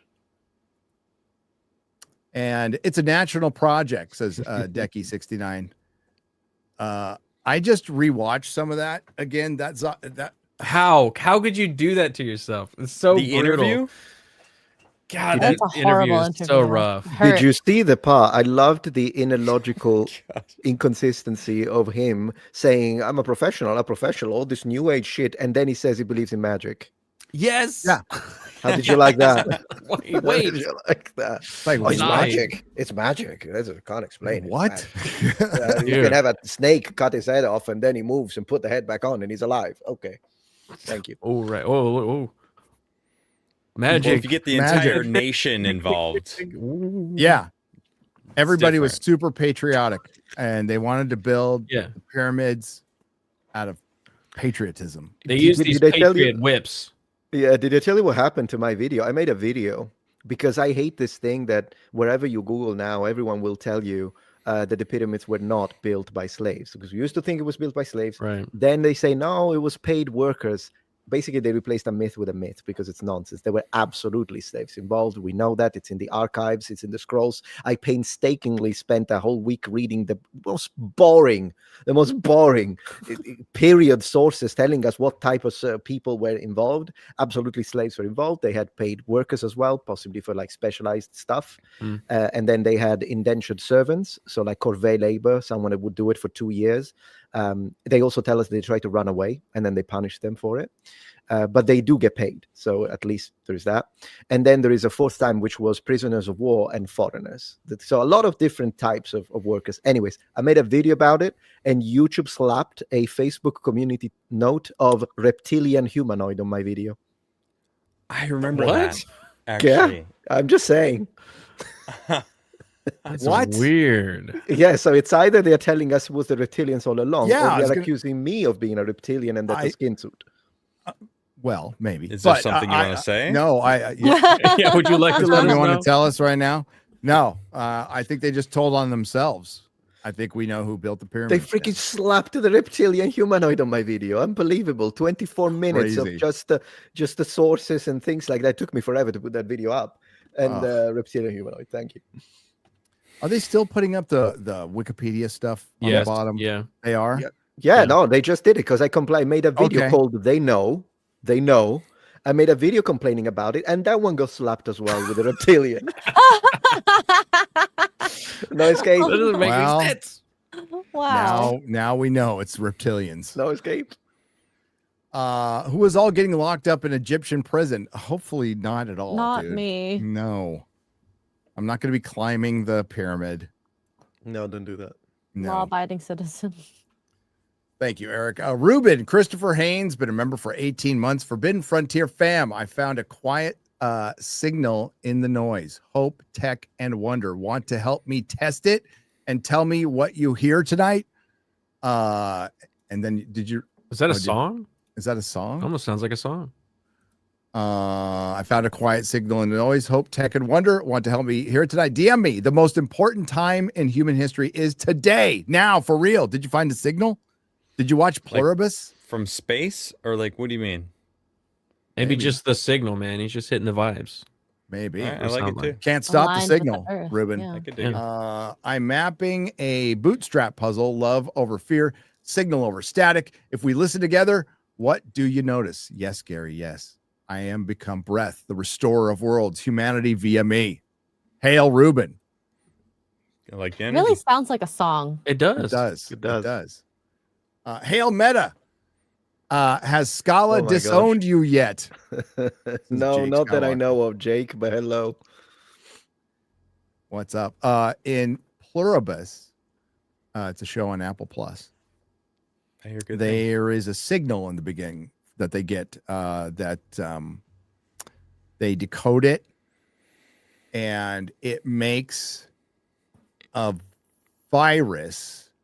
So it's an alien origin, and it makes a virus that makes humanity a hive mind of really optimistic, kind people. So it's the Vince Gilligan show. So he did Breaking Bad, he did X-Files, he did Better Call Saul. Oh, wow. Okay. So 11 people on the planet are immune. And our main character is like the most miserable, negative, nihilistic human being alive. She's an author. She's a fan. She's a romanticy author who hates everything she writes and all of her fans. And she's the only one who recognizes that humanity's screwed. And it's crazy because like anybody can fly a plane now. Like they have like a Chili's waitress flying a giant cargo plane. Because they have the hive mind. They have the hive mind. So Vince Gilligan hasn't come out and said like what it's an allegory for, but a lot of people are imprinting on, and it could be an allegory against communism, socialism. It could be groupthink from media. from COVID. It could be AI. It could be social media. And I hope he never tells. I hope we never know, because a lot of people are seeing it different. It's an intriguing show. I don't know how the hell you get multiple seasons out of it, but it's crazy. Once people become infected, they just want to automatically infect the other person, and they do it just through saliva, right? And for some reason, she's immune. Crazy show. It's a crazy show. Can they tell that she is immune or that she isn't sick? Pheromones, something. Yeah, and they're really nice to her, right? And they're really nice, and they're like, "We want to help you become one of us." And she's like, "Fuck you." So cool. But it's a trip. It's you could see the X-Files influence in it. It's pretty cool. Oh, I remember the X-Files. Yeah. Garrett, what do you think of the X-Files? Oh, yeah, Garrett, what did you think of the X-Files? I ain't watched it yet. Okay. Damn. I'm not old. Damn. You're not I'm just old. kidding. I'm finishing. I'm season 5, TNG, after TNG, DS9, then Voyager. That's fair. And then I'm going to You go can skip into Voyager. Go into X-Files. Go into something you haven't Just watch the first couple seasons of Voyager before a big event happens, and then it kind of teeters off. I'm just gonna don't put it like that way. her at all. She's not. Yeah. Oh, Kate Mulgrew. Yeah, she sucks. Yeah, she's not good. I When agree. it comes to AI taking jobs, I believe we're either in the Blade Runner or the Expanse timeline. Both equally suck. Thanks for mentioning that, Carrie. Sorry, but Man, Blade Runner is great, though. Oh yeah, yes it is. it is freaking brilliant. And you know, Disney wants to own the rights to that so bad no. because they can mix it with the synths from Alien and stuff. No way. But No. I think we're far closer to the Expanse, to be honest with you. I think that was pretty accurate in measuring like how humanity would end up, including if they grew up in space, like how fucked up they would be. The Belters can't. Kind of Yeah, want to they- watch it again. Where can I Yeah, watch their it? bones. It is on Amazon Prime. Amazon Prime. Okay, because I watched the whole thing, but years ago, maybe it was Yep. on Netflix at one point. Dude, that first season is unbelievable. First season and a So half are good. just 10. I'll watch Yeah. it again. Ruben Christopher Haynes for $20. I don't need, what's that? X. I don't It's know. That's some special character. I You cast the know. spells. I think it's great. I know what this truly is now. What? It's X. Bro, It's Ruben's X. Oh. transcending. He is transcending. Oh, Yeah. God bless Ruben. Adam Wolford for $2 says it's a Kitsune. aliens boys. Kitsune. Yeah, that's Fox in Japanese. Oh, Some Yeah. kind of weeboo thing. Kitsune. Yeah. some anime. Yeah. Scarfy the Strange for $5. If only we had a tiki shirt wearing Comet Probe landing enthusiast. Whatever happened to that guy? Which Hey, guy? Palmer Luckey is almost that guy. Do you I know who can see Palmer it. Luckey is? I could see it. Yeah. Palmer Luckey is my age. He developed Oculus, the VR Sold thing. it Now for he's billions of got dollars. $2 billion. Now he's working with the government in the defense. He's got a defense contract, and he's making stealth fighters and all these crazy freaking gear for military people. And he wears like tiki shirts and stuff every day. So that's almost a dude. That's the He's life, there. They're out there. Okay, you just got to find him. right? And he's based. Yes, very based. He got fired. What was it? Oculus that he got fired from? So back in 2016, he put one billboard up. He spent like $7,000 or something. Put up a billboard that said too big to jail, because it was during the server thing with Hillary and all that stuff. Yep. And then they ousted him out of his own company. Wow. And he didn't stop. He's still based. He's still based and really rich, and they're probably not doing as well without him. No. X-Ray Girl is hotter than an interstellar object. Simp. Wow. Philip Thanks. Butler. There you go. What about the rest of us? What the fuck? We chop liver, Philip? Come on.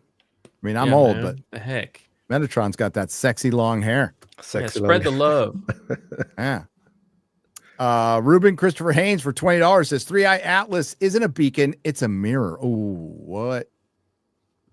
Fun premise. That would be The cool. nickel mirror. Yeah. Ministry of Wrong Thing for $19.99.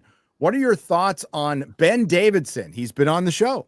I saw an interview with him raising an alarm about the Earth's magnetic field / poles from a month ago, though I am skeptical, mostly because it's literally the plot of Roland Emmerich's 2012. Well, yeah, the poles are shifting. They're moving, and they seem to be speeding up over time. So the worry is that they may shift very erratically. And they have in the past. And they have in the past, yeah. It's just a question of like what happens. Right. I think he's going to outlive all of us too. Upon all, He's got a he plan. thinks he is too. He's got a plan. He knows where to got a plan. live. He knows where to live. Metatron, have you heard of the micronova theory? No, I from haven't. Ben Davidson. No idea.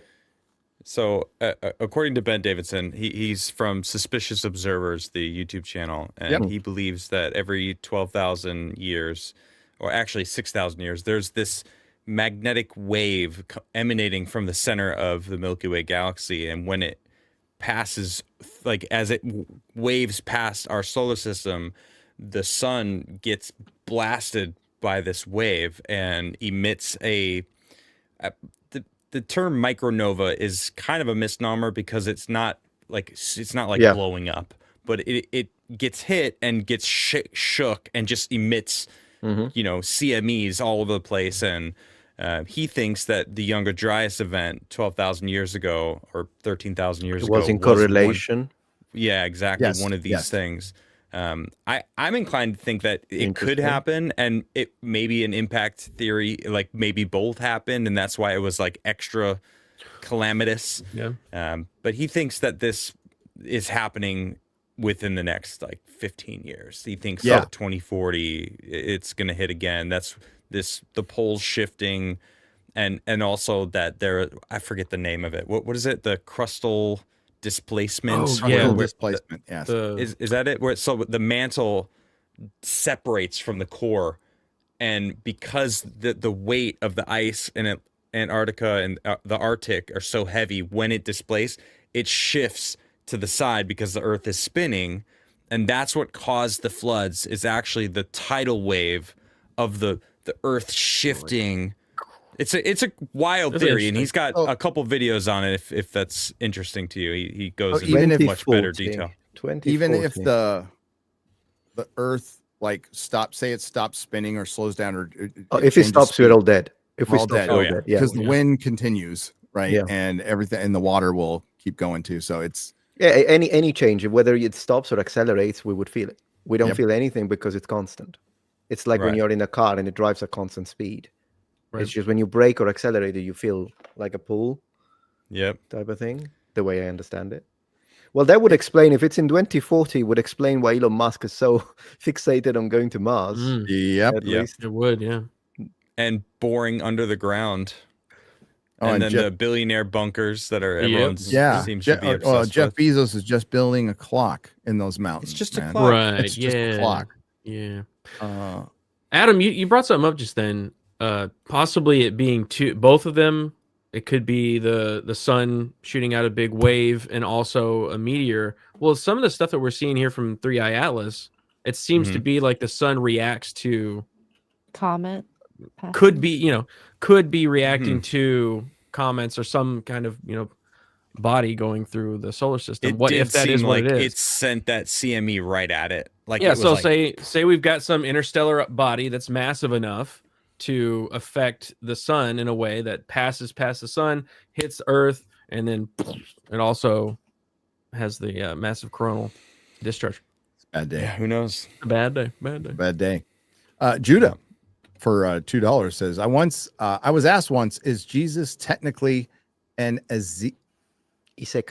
isekai? That's some more weeboo stuff. Yeah, it's like when you Yeah. have those manga that have a setting whereby someone comes from another world, I think, and they come into this world type of maybe that's Oh, what he's okay. meaning.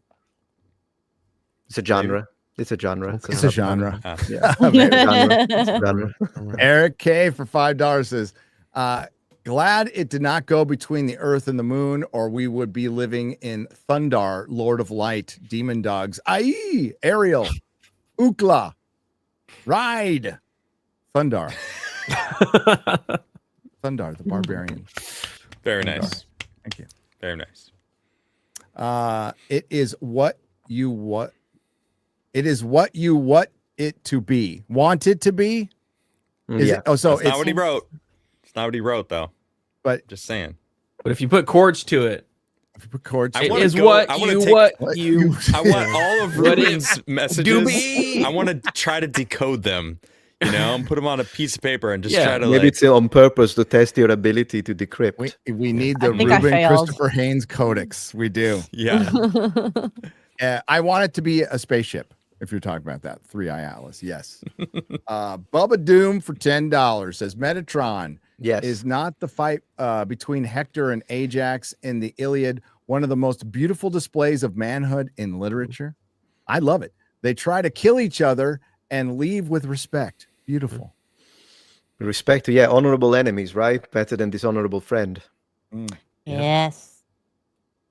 Very much so. Basil 578 for $5 says Beaver Moon. Don't tell me a lot of kinky things occur under the glow of the beaver moon. We call it super moon because it is big and bright. It's called beaver moon. I hope so. Basil, because it's One can bushy, big and bushy. Oh my god. Bruno for 10 Canadian pesos. It was a national project. Everything was. Okay. Including the Beaver Moon. National project. Mm. Gobekli Tepe, national project. Jason J for $5. Breaking. Senate Dems finally agreed to terms to end government shutdown. They won't stay shut down anymore. Now we have to hear them the blame. Oh, well, my plan will leave on time. Nice. But otherwise, Silver lining. Funny, I didn't notice a thing. yeah, I didn't notice a damn. Damn bloat. Me neither. Yep. Thank you, Jason. Breaking news from Jason. Southeastern Kaiju for $2. Hail Metatron, hail Forbidden Frontier folk. Hail to you, brother. Hail to you. Nathan Cassidy for $4.99. Oh my God. Hephaestus Vulcan also got his limp because he got chucked off the top of Mount Olympus after getting involved in a domestic between Zeus and Hera. Don't get involved in domestics. Yeah, it goes back to Greek mythology. A lot of that stuff going on. Greek I love the mythology. double names. We did a special with Luke Ranieri, if you know him from Polymathy Channel. He's really well versed in ancient Greek, and so we do collaboration sometimes on the double names of the Olympians. It's fascinating stuff. I freaking love ancient languages. Oh, there we go. I knew mine. There we go. Jack Udafum. I can't. Hi, Jack. For 100 Norwegian krona. A question for Metatron. What are your thoughts on Graham Hancock's theory and his Netflix show Ancient Apocalypse? Yeah, I think we kind of covered that during the show, but it's intriguing. It's interesting. He hasn't convinced me, but I'm happy to listen. Absolutely happy to listen and review. And it's a really entertaining show. Both seasons are very. I watch them a lot. Basil 578 for $5. The city of Troy was thought to be a myth before it was found by a German archaeologist Correct. in the 1930s. Yes, I Yes. believe that Atlantis could indeed exist. Yes. Yeah, that's true. Considering a lot of our coastal land from even 12,000 years ago is underwater, under a lot of water in some cases. Brent Wolf for $25 says humans have been physically the same for close to or maybe longer than 400,000 years. No way we didn't have a rise and fall in civilization. Ours is probably the most advanced, but the number of times we got to Roman level, That's possible. Yeah. Who knows? Yeah. The Antikythera mechanism is 2,200 years old. Intricate gear workings supposedly showed like our entire solar system and like how all the constellations everything and, aligned. You know, it's like, and that's the only thing that we've ever found from that era that is that sophisticated. And it's like that's all the metal has probably been melted and reused and smelted. It was witchcraft maybe, or who knows, so everything is just gone. That was 2,000 years old. We're lucky we found that. What's 20,000, 30,000, 20,000, 40,000, exactly, yeah. Maybe With the it's same buried under brain. the Sahara. Yeah. oh my God, we watched the documentary on that, guys. Yeah. So with the watchmaker and everything, and in that documentary, they said they had found some writing that described it, and apparently it was known before they found the mechanism. So they just didn't know what the hell they were reading at the time. So and then they brought up in that documentary, it's like, well, there's no way you make this mechanism the first time. Like you had to build up to this. And it's a mechanism that predates it was 1,000 years before they started doing that technology for watches. That's why they talked to the watchmaker, and he's just like, no fucking way did they do this. So they had to probably build wasn't up to just it. a one-off. There was more than likely much more of them. It's like the I don't know the exact number, but the amount of extinct animals is like vast. Like the amount of animals that we even know even existed and we have fossil records of is like, so it's like a little bitty little speck of what actually has existed on this planet. I just it's the same kind of thing. I looked that up the other day. They don't have an estimate on it, but 99% of every living thing that has been on the planet is extinct that we know of. The amount we don't know, it's orders of magnitude larger than that. They estimate they're like just they're species we will never ever discover because they were never fossilized. Sophie for 5 Peruvian pesos. Hail Sophie. Says, hail familia. Metatron, love your vids. Collab to Italy one day, everyone. Yes, Sophie. That'd be fun. Yes.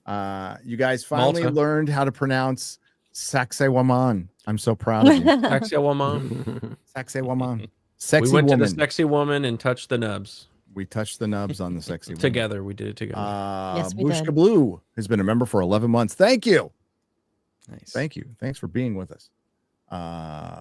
Razorback Doc for $9.99. Sorry, Gary, it's the Tokyo Giants. Oh, well, that's fine. I'll go see the Tokyo Giants. Not the horrible San Francisco Giants. Yeah, fuck them. Forgive me. I'm a Cardinals fan. I'll still go and watch Japanese baseball. Hell yeah, that would be great. Absolutely great. Arikius for $20. So the world through the eyes of Ryan Kinnell. This was when we were talking about Pluribus. Oh. Yes. Imagine a hive mind and humanity needs to be saved by Ryan Kinnell. We're screwed. Or we're in good hands. I mean, it really could go Either way. Well, I mean, the question the show provides is like, does she just give up and join the hive mind, or does she fight? Now, we know Ryan would fight. He would never want to be that happy or optimistic. True. That is a good point. That's a good point. Ruben Christopher Haynes for $20 says, if your org wants ethical AI with measurable outcomes, let's talk PAX, Ruben, Christopher Haynes, Prime of Sentinelix, DMs open, #B. Ruben's medication. It's going off today. It's going off today. You sharing with the rest of the chat, buddy? Bubba Doom for $2. Carter Black Garrett, Mr. Columbo is the worst captain. Free Tuvok. Who's based, by the way, in real life. Now we find out, like, while he never wanted the not Tuvok, not Chakotay. Tuvok. It was Chakotay. Yeah, Tuvok is not based at all. No, he's opposite of based. I'm confusing him with Chakotay. Chakotay is based, and now we know why he doesn't ever want to go. He doesn't want to film with them ever again. It made a lot of sense. I'm like, why does he never go back? And it's like, oh, I always thought he was cool. He was definitely the coolest part of that show. Speaking of reptilians, Gary should check out the song "Reptile" by Periphery. It's a 17-minute song about a guy getting high and fighting reptilian aliens. I've lived it. All right, I'm writing it down. I'm gonna go look at it. 17 minutes, damn. That's prog. It's probably prog rock. Yeah, that's what I'm about. That's right. Love that prog rock. Thank you for the 100 Norwegian krona. You're really good with currency, by the way. I don't know half of these. I had to. I was forced into it. Yeah. If he doesn't know it, he just calls it pesos. So he sounds like he knows what he's talking about. Well, some stuff I don't know, and I call it Martian pesos. So. Oh, that works too. Yeah. Anvil for $5. Dr. Stephen Collins on Cosmic Summit channel thinks they found Sodom, and it was destroyed by an airburst. First time chat. There you go. Yes.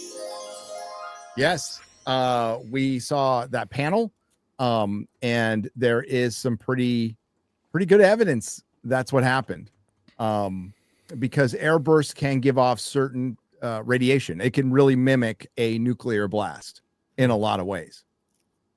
Plus, it was 4 cities that got destroyed. Yeah. We always think of Sodom and Gomorrah, but it was 5 cities targeted for destruction. 1 was left alone, but 4 got destroyed. Yes.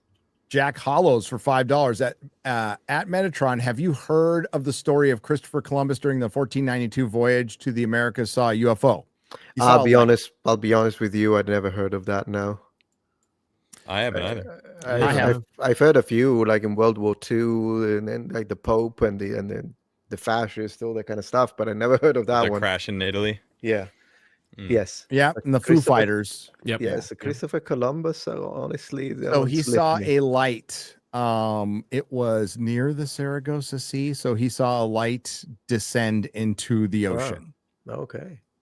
Yeah, I'll have to have a look at that. Maybe see if there is the original medieval Italian. Yeah. Andrew Matthews for £2 Metatron. Why did the Japanese not use shields? Actually, the easiest response to that, Ian says, answer to that is the reason why the Japanese didn't use shield is that they did.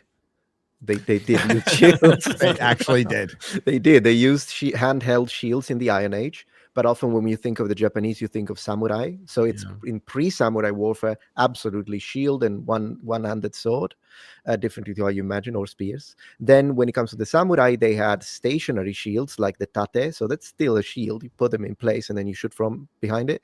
And then the reason why usually samurai don't is because they swapped to preferring two-handed weapons.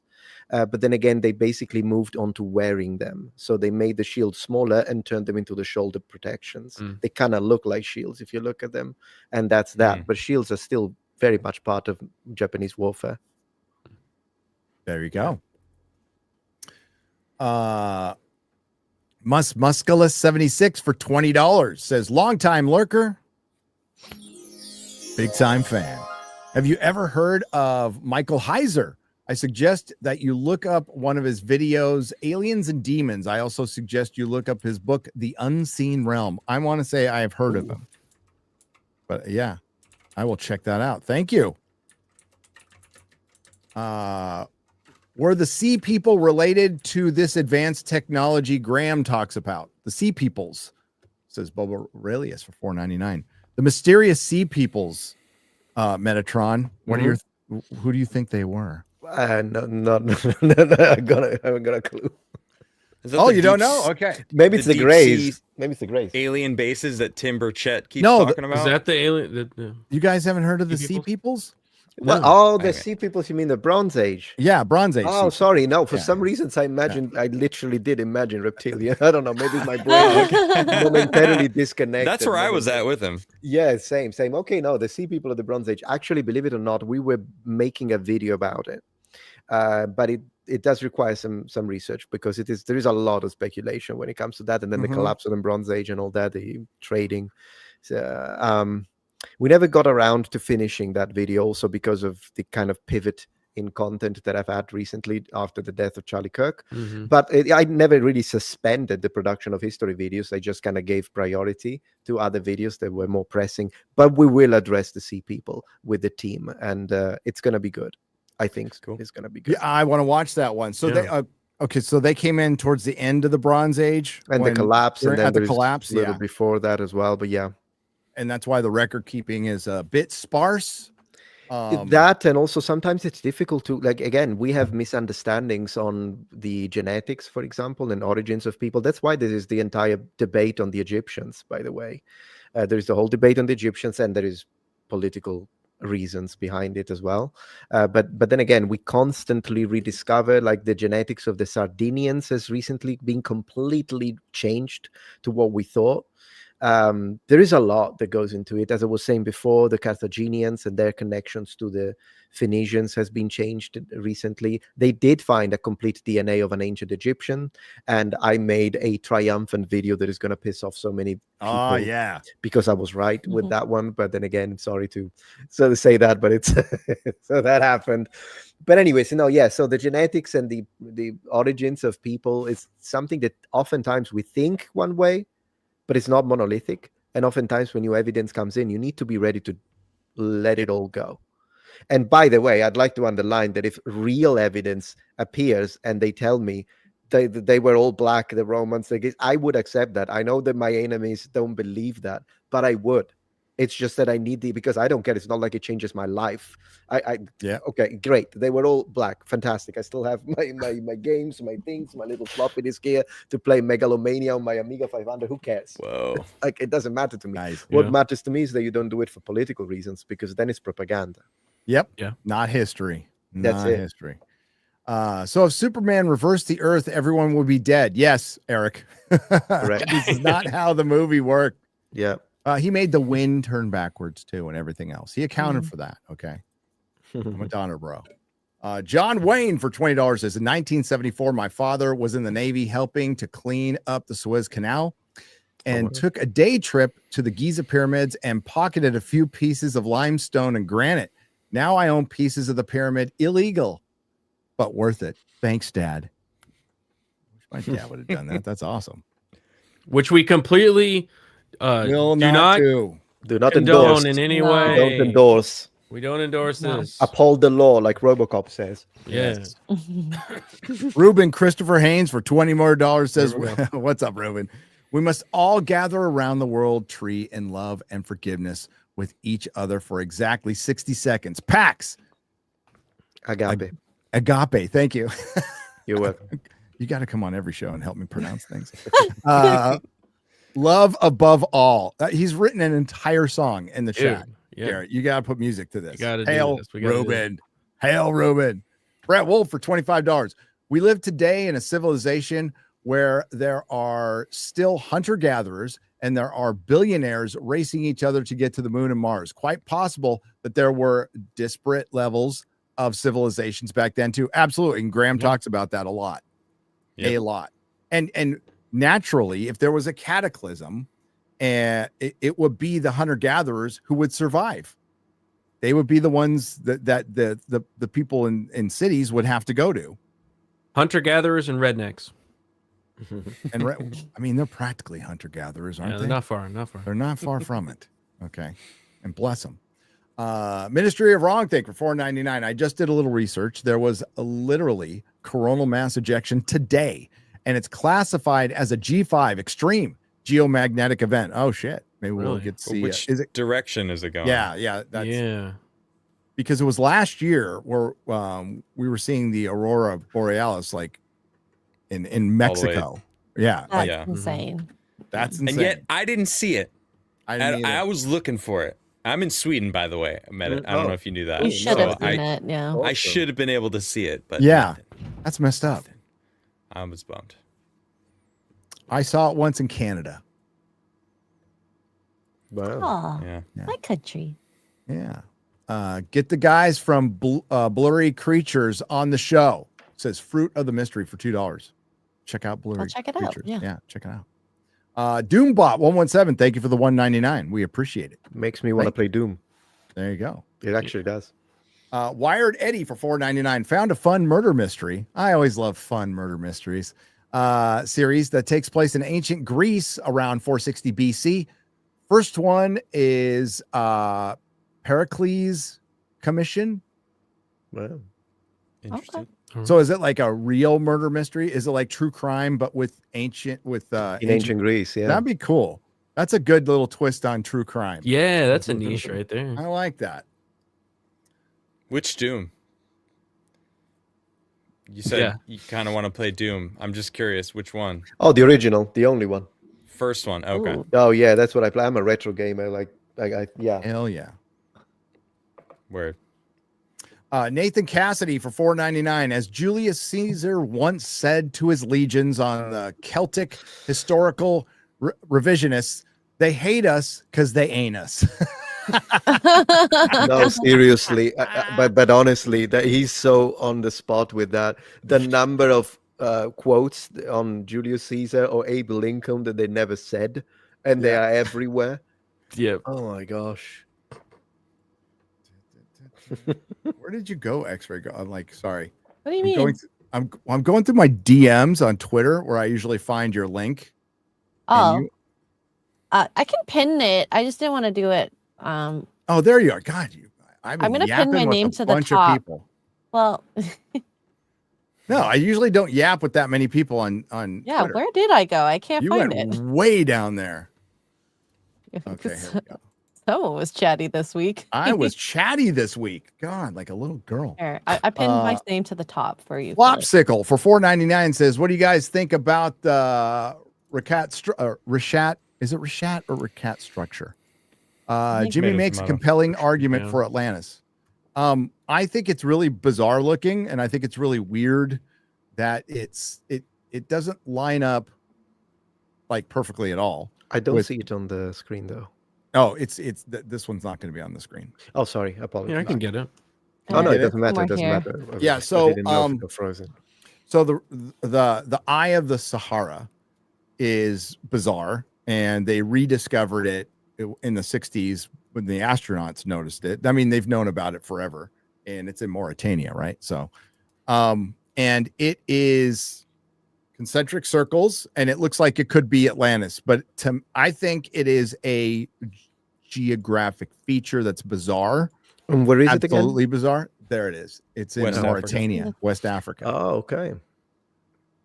He eye makes of the compelling. Sahara. He also there's a lot of stuff that's really compelling. The problem is that the size that is described by Plato, it does not match up.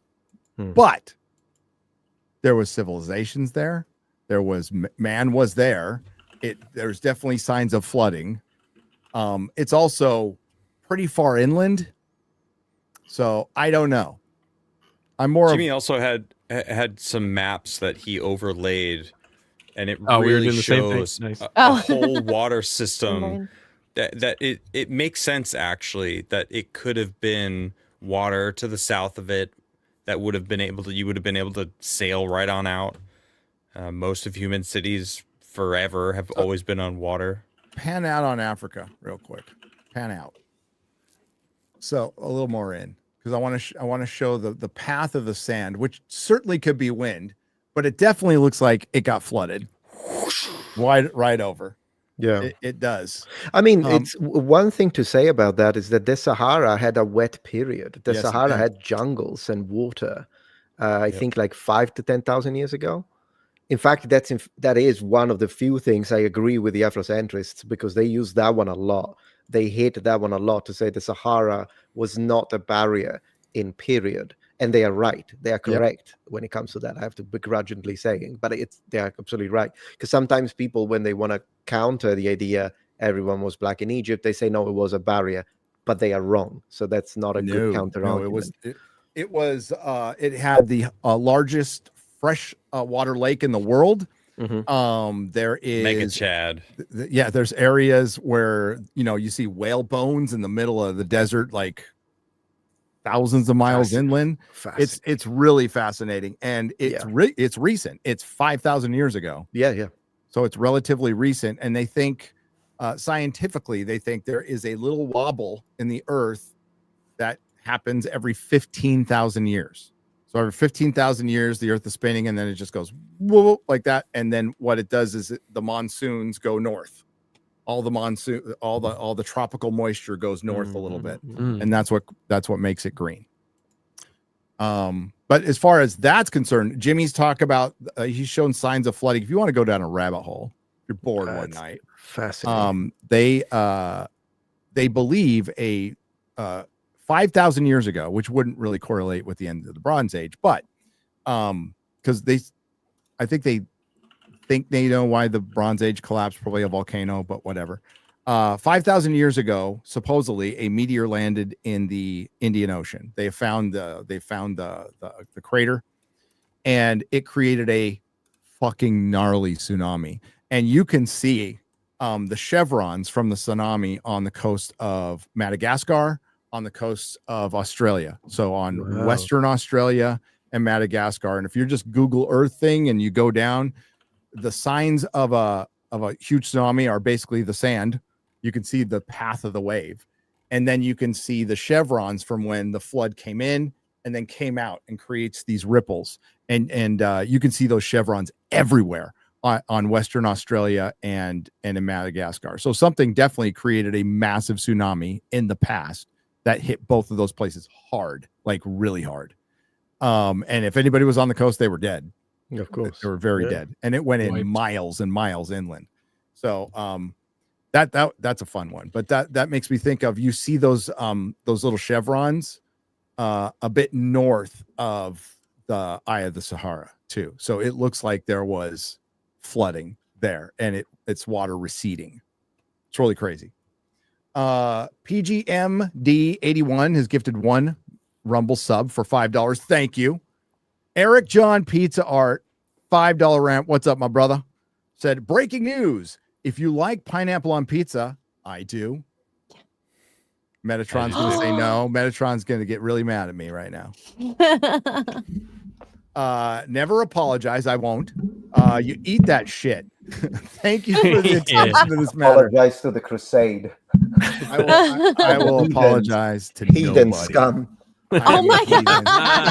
Yes. It's an abomination. I don't have to stand for this abuse. I just need to eat some pineapple pizza, man. I will. More for me. Poison yourself. That's fine. That's right. Ironside 740. Like I haven't done that already, bro. Ironside 747 for $20 says, fallen angels built all the pyramids and the megalith structures. Your thoughts? P.S. Beardo is fat. Ooh. Wow. I love Nephilim. Well, you talked about Sardinia. This is the land of the giants, by the way. Yes. So there's a lot of giant lore in Sardinia. It's one of my favorite lore stories that I absolutely want to believe, but I've seen no evidence. Yeah, the idea also is the giants, the Nephilim, translated from biblical Hebrew as giants, is one of the possible translations. And there is one that I'm just going to say it. It might be a linguistic coincidence, so I'm not saying quote me on it, but it is interesting that there is a word in biblical Hebrew that is Nephilah, and that's actually the constellation of Orion. And due to the fact that Nephilim could be translated as the fallen ones as well as the giants, that was always something that it sparked my imagination. I'm gonna Orion's say belt, that. you say, and the pyramids align with that also. Align with that. And a lot of alien lore. Aliens came from the I love it. alignment all over the planet. USA Citizen for USA, 2 rants, one for 20, one for 5, says, go to the Serapeum in Egypt, some of the earliest homes for agape and edification and Serapis. And check out what's this one? Ptolemy. Ptolemy temples in Egypt, the ones Cleopatra knew about. Yeah. I don't know if we're going there. Ptolemy. Yeah, that's Ptolemy, the, Greek, sorry. the Macedonian No problem. Greeks, the Greek dynasty from which Cleopatra came. It's one of the generals of Alexander the Great. Was Ptolemy. Ptolemy. I should know that. Yeah. It's Tacos, like a pterodactyl. pterodactyl, Yeah. or gigante. Tacos for Jose for $3 says, hear me out. First, Beardo said he's really into conspiracy theories. He had a good conversation on the Saturday show a couple of weeks ago, and he also believes we didn't really land on the moon. Really interesting. Maybe a guest for Forbidden Frontier. We landed on the moon. Now, is all the photographic evidence and video evidence real? I don't think so. The radiation pretty rough up there, and that's really bad on film. Things like film. Yes. Jose Taco for $1 says, congratulations on soon to be a dad, Metatron. What? Thank you. Yes. What? Oh, wow. Congratulations. We have sir. thank you. Yeah, my first. We're gonna have a son. We're having a yes. son, man. and of course we named him August Alexander in honor of Augustus and Alexander the Great. Nice. Wow. Nice. That's, August Brilliant. Alexander. Congratulations. Thank you. Oh, man. Awesome. That's the best. Thank you. Also, I thought 3i Atlas was a movie you guys keep talking about. I was confused for a couple of shows. I'm confused a lot. You know. Yeah. Craig for $10 on the stream live side. Hail all. First time chat donation. Thank you. I unfortunately wasn't able to go to Egypt, but I did win tickets to the Azores for December. Oh, that's awesome. Wow. Planning to That's visit cool. some potential Atlantis sites like Randall is doing right now. Wish me luck. That's right. Randall is in Congrats. the Azores. Is he? Yeah. Okay. Yes, he is. That's cool. He's gonna have to go underwater. Because anything Yes. that I think is connected The Azores to are Atlantis just is tips of underwater. mountains, basically. Yeah. Right. Exactly. Judah for $5. My favorite story about my great grandfather. He worked in New York City, delivered milk in glass bottles by horse and buggy, and watched the moon landing. Cool. Wow. I remember, like, I'm old enough to remember getting milk in glass bottles delivered. Me too, to my actually. door. Yeah. And orange juice, And orange juice if we wanted right? it. Yeah. Yeah. Cool. Wow. The milkman. Make America great again. We need milkman back. Michael David for $2 Australian. Hail! Songs about aliens. Check out UAP. Is that a band? All right. Imagine. Oh my God, what's this one? X-Ray Girl. Deus Impedis. Maybe Metatron should do this. Deus impeditio. Impeditio. You know, I don't know if In it's accurate, but it classical. sounds right. Eseruto nullis. Es esuritori nullus. Yeah. Nullus. Oh, wow. I was so close. very close, actually. The story that Plato told about was from the Egyptians secondhand, and the pole shift would have deposited a lot of debris west of the eye. It would have. And it was secondhand. Well, it was from Solon, which was like his uncle. Yep. or His grand- ancestor. His ancestor. Yeah. And then passed on from Solon from the Egyptian priests, who are unnamed, just Egyptian priests. What's this one? Oh, sorry. Bill Mitchell's fist for $10. What do y'all think about the Google Earth image that looks like an old man, Moses, looking towards the promised land in Jerusalem? I haven't seen it. Never seen it. Yeah, I've not seen this. I'll have to check that out. I don't real quick, Garrett. Philip A. Demick for $2 says Doggerland sank at the same time the Sahara dried up. Yes. Well, I mean, because no, it wasn't the same Isostatic. time. Yeah, the Doggerland sank 12,000 years ago. So there's a few thousand years difference. Unless it didn't. Mod Time. Eric says middle of the Rub al Khali in middle of the Rub al what the fuck, Eric? Middle of the Rub al Khali in Saudi Arabia, you can pick up shark teeth. Yeah. Okay. So middle of the desert, you can pick up shark teeth. Yes. Doombot thank you for the $1.99. Appreciate it. Nathan Cassidy for $4.99. We was Romans, Nubian ambassador to Roman Senate shortly before breaking the spaghetti and getting pummeled. Never. That's a declaration of war immediately. Right there. Then don't complain that we invade and the whole thing. Ryan Kinnell for $20 on the Streamlabs site said Beardo's girlfriend is so fat NASA used her to plug a black hole. Wow, that's brutal. From Brother Malachi for $2. If plain rock, why withhold info? 3i Atlas. Oh, yeah, he was talking about, yeah. Yeah. It's a good point. It's a good point. And that's a question to ponder as we end the show. We free everybody to go to sleep or continue to work, whatever we do. We want to thank everyone for joining us. Metatron, tell the fine folks where to find you. Oh, yeah, no, I have multiple I have 5 channels, but the main one is, of course, Metatron. And if you want to see me go absolutely nuts on political takes, there is always X. That's where I go completely unhinged, although then again. So yeah, Metatron is the main channel. Metatron's Academy if you're into languages. Metatron's Protectorate if you're into retro gaming. And then Metatron History if you get sick of me speaking about like the variety channel and want to just get the history, I suppose. That would be it. You're also releasing a book, right? Yeah. Yes, I am releasing a book. Sure Path to Fluency is the book. Hopefully in the next 3 months. Thank you for that. Yeah. Cheers. Thanks for coming on, man. No, my pleasure. Garrett. You can find me editing our next video because we got to prepare. You guys are going to be gone next week. Yeah. What are we going to do? What are you going to see on the channel? Well, we're working on it. So check that out. And Base Staff Mondays, tomorrow, Mondays on Adam Crigler's channel with all the boys there. And that's it. My channel, if you want to come subscribe and watch us play video games every once in a while. Thank you. Excellent. Adam Crigler. Yeah, I got my show, Base Staff. I've been doing interviews. This week I've got Kangman coming back on the show. He's been going through the ringer. He got fired for his conservative views, and Benny Johnson just picked him up. Yeah, last week.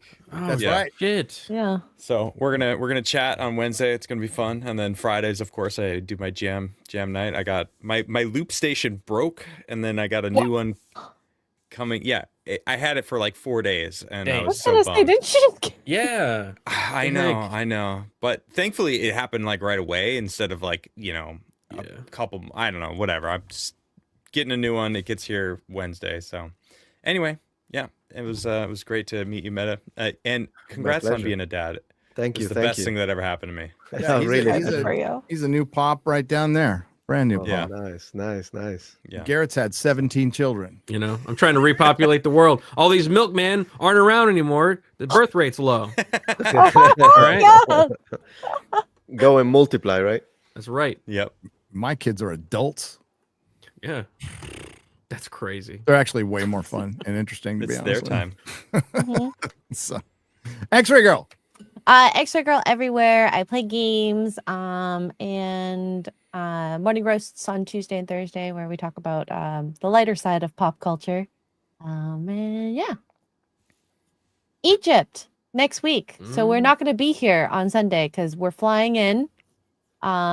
And we might stream while we're there. So just watch out in the community section / Twitter. And Japan, more seats available. More seats available in Japan.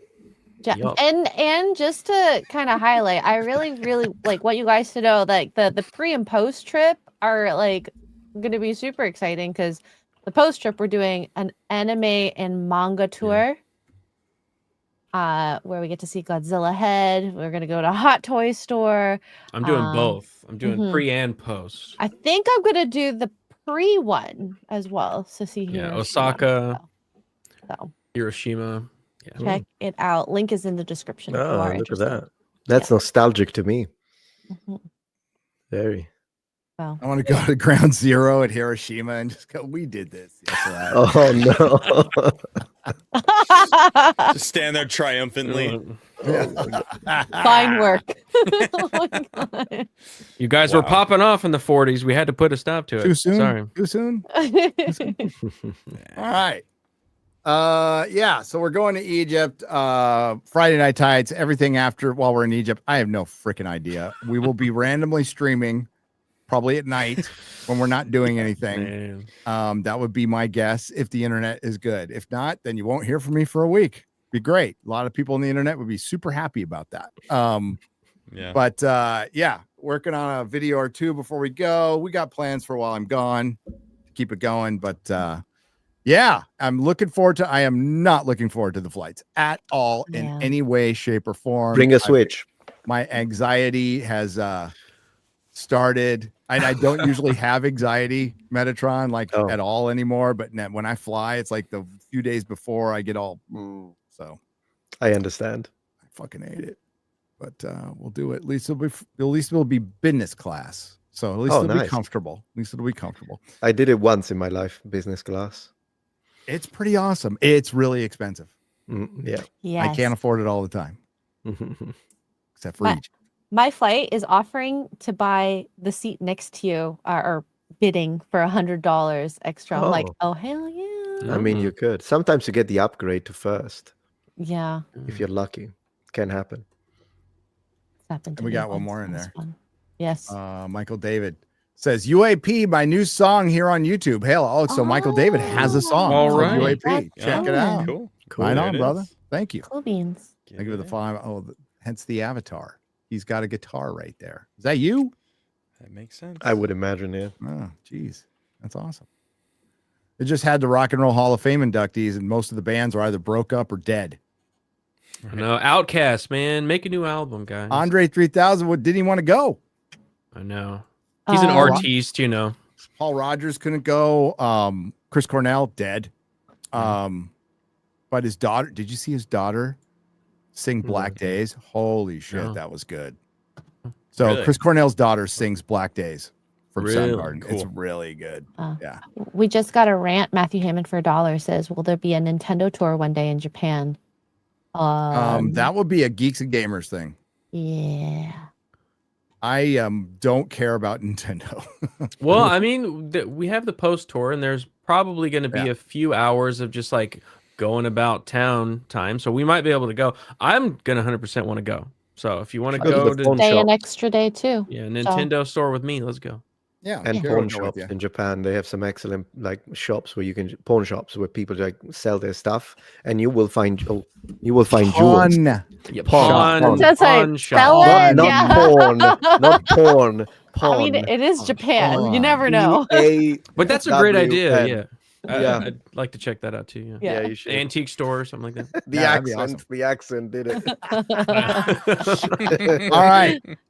Thank you to the Nerdrotics. Thanks to everyone who left a super chat donation. You helped keep the lights on. Thanks to all the lurkers. Thanks for everybody who participated. We love the show. We'll see you soon. We'll say soon. Bye. Bye.